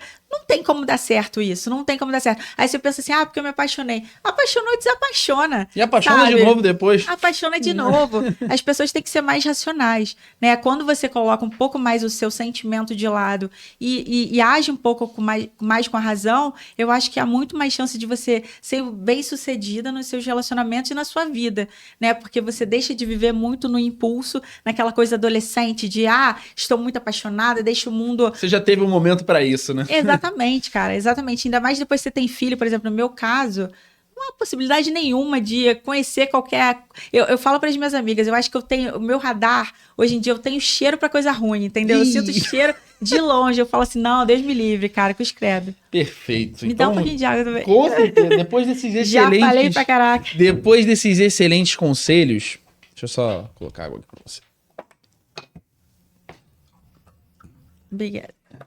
Eu acho que depois desses excelentes conselhos, eu acho interessante a gente pontuar o seguinte.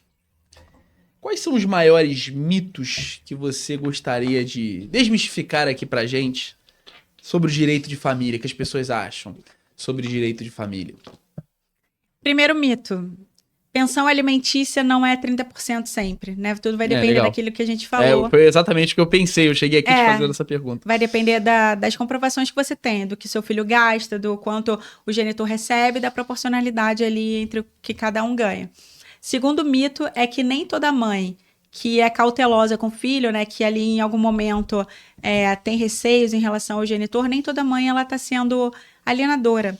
Né? Então, tudo tem que ser visto com muita cautela. E eu penso da seguinte forma, quando o cara é de fato pai, quando ele pensa realmente no melhor interesse do filho, ele vai pensar naquilo ali também para investigar as coisas, vai perguntar, poxa, por que você não está confiando em mim? Por que você não quer que o nosso filho conviva comigo? Ele não vai buscar a via judicial para violentar a mulher. Não vai fazer isso, né? Porque se você está vendo que de repente tem alguma coisa acontecendo ali, você pensando no melhor interesse do seu filho, você vai tentar conversar ali para tentar resolver da melhor forma para que o seu filho seja o beneficiário daquela situação, né? Eu acho que, como eu falei, quanto menos intervenção judicial a gente tiver, melhor, porque aí entra também no terceiro mito, que as pessoas às vezes acham que o judiciário, que a melhor coisa do mundo é o tiro, porrada e bomba do judiciário. Não. Muitas vezes a melhor coisa do mundo é você sentar com a outra parte, tentar e resolver sem levar ao judiciário. Não, você pode até levar para o judiciário, mas tentar resolver ele num acordo, porque você tentando resolver num acordo, é a sua verdade, a verdade da pessoa, tem ali os advogados intermediando, vocês chegam no meio termo e vai estar tudo certo. Vai todo mundo que ceder um pouquinho, vai né? Todo mundo ceder um pouquinho, mas vai estar todo mundo saindo feliz, porque a gente vai saber como vai acontecer a a dinâmica ali entre vocês e você já vai saber. Quando você vai com tudo, tem gente que fala, não, porque eu quero ir pro judiciário mesmo, e que se dane, não sei o quê. Eu sempre explico, quando você leva tudo pro judiciário, tendo a oportunidade de fazer um acordo bom, óbvio, o acordo tem que ser bom para minha cliente, no caso. Quando você esquece tudo isso e vai de cabeça quente para o judiciário, vai acontecer o seguinte, sempre vai ter um vencedor e um vencido, e muitas vezes você vai ser a vencida também. Pois é, e muitas vezes os dois vão ser vencidos, porque muitas vezes os dois vão ficar insatisfeitos com a decisão judicial. Então, às vezes, é melhor o acordo, né? Lógico, a gente não pode relativizar o acordo dizendo, é sempre melhor o acordo. Porque se o acordo não for bom para o seu cliente, não vai ser bom e ponto final. Mas se o acordo for bom para o seu cliente... Eu tive uma cliente recente, eu sei que a gente está com o tempo corrido, mas só para falar isso. Eu tive uma cliente agora que a gente fez um acordo, elaborou tudo direitinho do jeito que ela queria e tudo mais. No final das contas, ela não gostou de uma cláusula que o genitor colocou e ela desistiu do acordo. Eu deixei muito claro para ela. Eu falei, olha, a gente pode renegociar essa cláusula. Se você não está gostando dessa cláusula, a gente pode renegociar. Ela, não, eu quero ir pro litígio, de toda forma, não quero mais esse acordo. Eu expliquei para ela, olha, se a gente for pro litígio, vai acontecer de você pode ser vencedora, mas você pode ser vencida também. Assim como os dois podem ser vencidos e os dois não gostarem da decisão judicial. Eu quero ir pro litígio. Aí fica a decisão da cliente. Mas eu sempre explico, sabe, o que pode acontecer e o que não pode. Aí vamos para outro mito também. Tem esses mitos, deixa eu pensar mais em outro. Eu lembro de um que, com muita frequência, é que um mito, né, da área do direito de família, que me vem à cabeça, é sempre que a guarda permanente fica com a mãe. Também acontece ao contrário, né? Da guarda ficar também com o pai, dependendo da decisão judicial, né? Isso pode acontecer, com certeza. É mais difícil porque normalmente a gente vive num sistema em que a mãe faz tudo e que o pai ele se contenta em conviver com o filho. Alguns. Mas ainda que sejam pais, normalmente os pais que visam realmente o bem-estar e a qualidade emocional dos filhos, eles entendem que a mãe, quando ela é presente, ela tá ali o tempo inteiro. Foi a mãe que gerou, foi a mãe que tá ali. Tem aquela visão matriarcal, né? Então, o que acontece? Normalmente acontece isso do filho ficar com a mãe. Mas isso daí também não é uma regra. Pode ser que a gente encontre excelentes pais, nem toda genitora é mãe, né? Óbvio, quer dizer, nem toda genitora é mãe também. Também tem genitoras, assim como tem genitores, também tem genitoras. Tem mulheres também que abrem mão da guarda, né? Então, pode ser que, de repente, aconteça da criança ficar com o pai, mas basicamente, são esses os mitos que a gente vem na cabeça agora. E aí, a gente já indo para a reta final, você hoje é a referência profissional de outras advogadas familiaristas que estão assistindo esse podcast, que vão vir assistir, ou até advogados, de certa forma. E eu queria que você desse um conselho para esses profissionais. Se você estivesse começando hoje na advocacia de família, né? Qual conselho você daria? Se você estivesse começando, não. Se você estivesse começando, o que você faria se você estivesse começando hoje na advocacia familiarista? Eu não escutaria as pessoas que falam mal da advocacia. A advocacia é maravilhosa. As pessoas têm mania de dizer que a advocacia é saturada, que a advocacia... Direito está saturado, a gente escuta... Direito está saturado, todas as áreas estão saturadas. Mas você precisa se dedicar àquilo ali, né? E também não acreditar muito naquela coisa romântica, porque você precisa encontrar o seu propósito. Você só vai encontrar o seu propósito quando você gostar do que você está fazendo, quando você se sentir útil, né? Porque a partir do você pode navegar ali por várias áreas.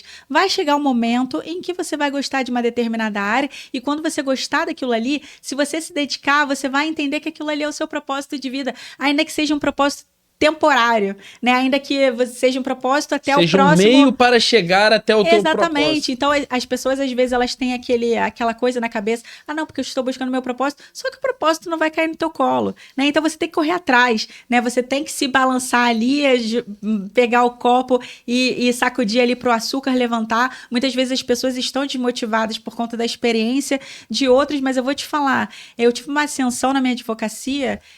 Na verdade, eu não tive nenhuma ascensão, porque desde que eu comecei, eu nunca deixei de ter cliente. Eu já fui, e um conselho que eu posso dar também, vá pro digital, né? Porque o digital, hoje em dia, é tudo nessa vida. A primeira coisa que eu fiz quando eu tirei minha carteira da ordem foi ir pro digital, né?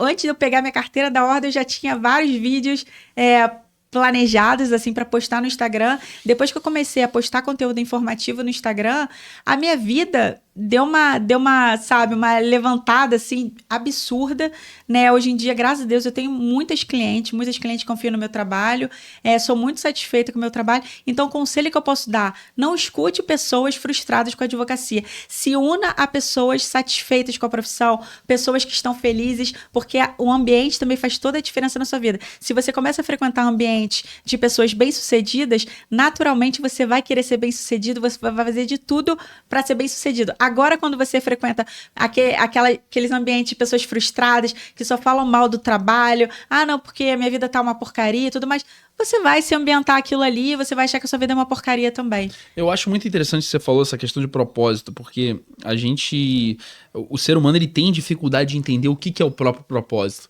Eu acho que a infelicidade vem muito da dificuldade de você identificar aquilo que você tem como propósito fazer na tua vida. E eu acho que o propósito, ele não tá alinhado às vezes com o que você gosta de fazer, com o que você ama fazer, mais do que você intrinsecamente sabe que você precisa fazer e como você pode agregar na vida das pessoas. Então a gente pega o teu exemplo. Você passou por diversas dificuldades, mas você teve como missão de vida ajudar outras mulheres a passarem por coisas que você já passou. Às vezes uma pessoa, ela pode amar uma determinada área, um desenho, vamos falar assim, ser um desenhista. Eu amo desenhar. Mas não necessariamente aquilo vai ser teu propósito de vida. Teu propósito de vida, às vezes, vai ser aquilo que você tem mais aptidão, que você tem mais facilidade e que você pode automaticamente usar para conseguir transformar a vida de pessoas, ajudar a vida de pessoas. Às vezes o médico, né? A gente tem muitos médicos que vêm aqui no nosso programa. Às vezes o médico, ele não é aquela pessoa que, de certa forma, ele ama a medicina, mas ele sabe que ele tem aquilo como propósito de salvar vidas, de ser um cirurgião, o advogado, de ajudar pessoas, de defender pessoas. Então acho que o propósito, ele tem um lado filosófico dele, mas eu acho que o principal é entender que não está alinhado necessariamente com aquilo que você ama fazer. E saiba separar também os hobbies, aquilo que você ama fazer, e não necessariamente transforme sempre o teu hobby em trabalho, porque você transformando aquilo que você gosta muito de fazer em trabalho, talvez aquilo se torne exaustivo, te torne aquela atividade, uma atividade chata ao longo prazo. Então, gostei bem dessa diferenciação que você fez entre propósito e você gostar de fazer. Eu acho que são coisas muito interessantes. E aí, a gente indo para a reta final, essa pergunta que vem sendo muito temida por todos os profissionais que vêm aqui no nosso programa, porque as pessoas, caraca, mano, você vai fazer aquela pergunta? Qual o momento mais difícil da tua vida? Pra você ensinar pra gente, você contar pra gente e falar o que você aprendeu com isso. Então, eu não sei o momento mais difícil da minha vida. Graças a Deus, eu nunca passei por um momento, assim, muito, muito difícil, né? Mas eu passei por esse momento muito desafiador, que foi durante a minha gestação, que realmente eu fiquei muito perdida, né? Naquele momento eu estava desempregada, dependia da minha mãe financeiramente, estava vivendo um processo onde eu fui muito violentada psicologicamente, moralmente, processualmente. Então aquilo ali me desestabilizou muito. Mas, como eu te falei no início do podcast, eu sou ariana, então eu não consigo me vitimizar para as situações e eu odeio esse papel de vítima, né? E eu sempre falo para as minhas clientes, inclusive, que a gente precisa resolver e não se vitimizar, né? E eu peguei aquilo ali, para mim, eu falei, não, eu preciso dar certo. Agora eu tô grávida, eu preciso dar certo. Não tem essa possibilidade. Não tem essa possibilidade. Não há possibilidade de dar errado aqui, né? Então eu abracei aquilo ali com toda a minha força, né? E fiz dar muito certo.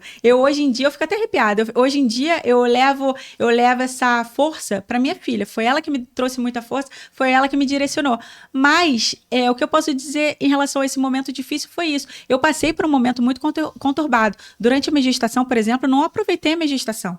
Eu fiquei tão focado com aquele negócio de processo que as minhas clientes passam hoje em dia, que eu não aproveitei. Eu não tenho quase foto da minha gestação. Eu tenho foto de reta final, enfim. Mas eu não tenho quase foto. Muitas vezes eu pensava assim, por que eu fui engravidar, sabe? Eu já pensei isso inúmeras vezes. Hoje em dia eu falo, graças a Deus, engravidez, ganhei o maior presente do mundo, a minha filha é a maior bênção que eu poderia ter ganhado na minha vida, e foi ela que me direcionou para ser quem eu sou hoje, né? Ela me transformou, a minha filha me transformou 100%, eu sou extremamente grata por ela ter surgido na minha vida, mas ela surgiu nesse momento super conturbado na minha vida, extremamente conturbado. Então eu aprendi muito com esse momento, e é o que eu falo para todos os meus clientes, a gente tem que pegar um momento ruim, e não é aquela coisa... transformar o limão na limonada. Transformar, e não tô sendo clichê, sim. É o que eu faço na minha vida, né? Não adianta a gente ficar chorando por uma coisa que a gente não vai conseguir resolver. Vai conseguir resolver chorando? Não vai. Você pega a tua dificuldade, você transforma isso em algo positivo e algo que, de certa forma, fala assim, acho que é você aceitar o processo, né? Cara, eu passei por essa dificuldade, entender que a vida não é justa, eu coloco isso como premissa, a vida não é justa. Você passa pelaquela dificuldade, você olha aquela dificuldade e fala assim, tá, como é que eu posso sair mais forte, melhor disso? Como é que eu posso não passar por isso de novo, que é o importante também? Que são por isso que eu pedi esses conselhos para você falar para outras futuras clientes ou até clientes tuas. Quais são os conselhos que você pode usar para se prevenir? Então você disse que hoje você já tem um cheiro. Você já sabe se prevenir de muitas relações que você fala assim, cara, esse cara aqui, ele tem todo o intuito, que a gente nunca pode julgar 100% objetivo, mas ele tem toda a probabilidade de não ser uma pessoa legal para me relacionar. Então, me afasto. Então, eu acho que é isso. É você entender as dificuldades, entender o que você passou e conseguir ter um entendimento para você não passar por elas de novo. Com certeza. A gente tem que seguir em frente, né? Não existe também aquele negócio assim, as pessoas... ela tá sendo clichê, ela tá dizendo que ela passou por um momento ruim, que ela conseguiu, mas é o que realmente eu faço na minha vida de uma maneira geral. Se, por exemplo, eu tenho um problema aqui, eu busco a solução. Eu não suporto quem começa, porque eu tenho problema, porque eu já pergunto logo, qual é a solução? O que você sugere? Né? Porque se a gente ficar focando no problema, a gente não resolve. Não adianta, não tem como resolver um problema se a gente não busca a solução, né? E é isso que eu busco na minha vida. Então, é por isso que eu, ainda que eu tenha passado de repente por algum problema ruim, por alguma situação muito difícil, hoje aqui eu não consigo lembrar, inclusive eu tava pensando nisso esses dias, eu falei assim, cara, eu não consigo lembrar de alguma coisa negativa porque os momentos bons que eu passo na minha vida são tão maravilhosos que não tô romantizando nem nada, mas é porque eu consigo transformar os momentos estilo ruins. De vida, né? Você olhar o copo meio cheio ao invés do meio vazio. Esse é o maior clichê de todos, mas você olhar, esse copo tá meio cheio, ele tá meio vazio. Depende da tua perspectiva. Então... E não é romantizar nem nada, não existe vida perfeita. Sim. Minha vida também tem problemas, mas a minha felicidade está muito maior do que os meus problemas. Então, eu penso, a minha vida, eu só tenho uma vida para viver, né? Eu vou fazer o quê? Eu vou me enjaular nesse problema, ou eu vou buscar sair desse problema, vou buscar uma solução. Ainda que eu não busque uma solução 100% razoável num determinado momento, no outro momento eu vou conseguir sair dessa. E uma vez eu escutei um ditado que faz todo sentido. Quando você olha a situação de uma maneira mais de fora, você vai ver que essa situação é muito pequena, né? Muitas vezes tem pessoas... pegar o problema e falar, imagina se esse problema fosse de outra pessoa, qual conselho você daria para essa pessoa? Exatamente. E só para concluir a situação da minha gestação, se eu pudesse voltar no tempo da minha gestação, o meu pensamento da Maria Clara de lá de trás, eu queria exatamente estar onde eu tô hoje, fazendo o que eu estou fazendo hoje. Eu não sabia que eu ia me tornar advogada de família, mas eu queria ser tão bem-sucedida quanto, graças a Deus, eu sou hoje. E pra gente finalizar, você só é a Maria Clara que você é hoje pela Maria Clara que você foi. Exatamente. Isso é o mais interessante. E eu dou graças a Deus, eu faço questão de dizer que eu dou graças a Deus pela minha filha ter sido Agradeço aquela Maria Clara. Exatamente. Doutora Maria Clara, muito obrigada pela tua participação hoje, te agradeço muito. Foi um papo, assim, enriquecedor em questão de entendimento sobre direito de família. Você me ajudou muito com algumas informações aqui que desmistificou alguns lados, e isso é muito interessante sempre a gente trazer profissionais qualificados como você no nosso programa, para poder ajudar novos profissionais e também para ajudar o nosso host aqui a entender mais sobre as áreas que tem. Então eu vou pedir para você olhar para aquela câmera ali, você dar um recado, você falar para as suas clientes, para as suas futuras clientes e para jovens profissionais também. Eu adorei participar desse podcast, me siga no Instagram, @mariaclara.advogada, tá? Espero ser convidada mais vezes. Com certeza. Amei participar. E é isso, busquem conhecer o que vocês gostam de fazer, tá? Não escutem pessoas pessimistas, porque você tem que escutar o seu interior e ir atrás dos seus sonhos, sabe? Não deixar ninguém pisar nos seus sonhos e muito menos dizer o que vocês têm que fazer ou deixar de fazer. Perfeito. Doutora Maria Clara, mais uma vez, muito obrigado pela participação, muito obrigado. Você quer deixar algum recado final? Quer falar alguma coisa que esqueceu? Tá ótimo. Te agradeço muito pela participação. Antes da gente finalizar, tenho 2 recados, tá? Você que quer indicar o próximo convidado do podcast Bússola Profissional, eu vou deixar aqui o nosso Instagram aqui embaixo, podcast Bússola P. Lá você vai mandar o perfil desse convidado pra gente, você vai mandar a pessoa que você acha que merece estar aqui, que pode estar aqui, que tem muito a contribuir para o programa e que pode ser do Rio de Janeiro, pode ser de Florianópolis, pode ser de São Paulo, pode ser do Brasil inteiro. A gente, esse ano, tem a meta de chegar a todo o Brasil com profissionais muito qualificados. A gente vai nos estados e a gente conversa numa temporada de episódios. A gente acabou de voltar de uma temporada de 7 episódios em Florianópolis, com profissionais muito capacitados, e a gente quer fazer isso em todos os estados agora, então conto com a tua colaboração, tua ajuda, tá? E você que tá aí do outro lado, que é empresário, que é advogado, que é profissional da área da saúde, tá querendo se posicionar nas redes sociais, eu vou deixar meu Instagram aqui embaixo, PachecoMKTD, para eu conseguir te ajudar, te assessorar nessa área, para você criar conteúdo da maneira certa, conseguir conversar com pacientes, com clientes, da maneira certa, onde você vai conseguir ajudar as pessoas e também criar um novo canal de vendas para você, tá? E é isso, eu fico por aqui por mais um episódio do podcast Bússola Profissional, fico por aqui, um grande abraço.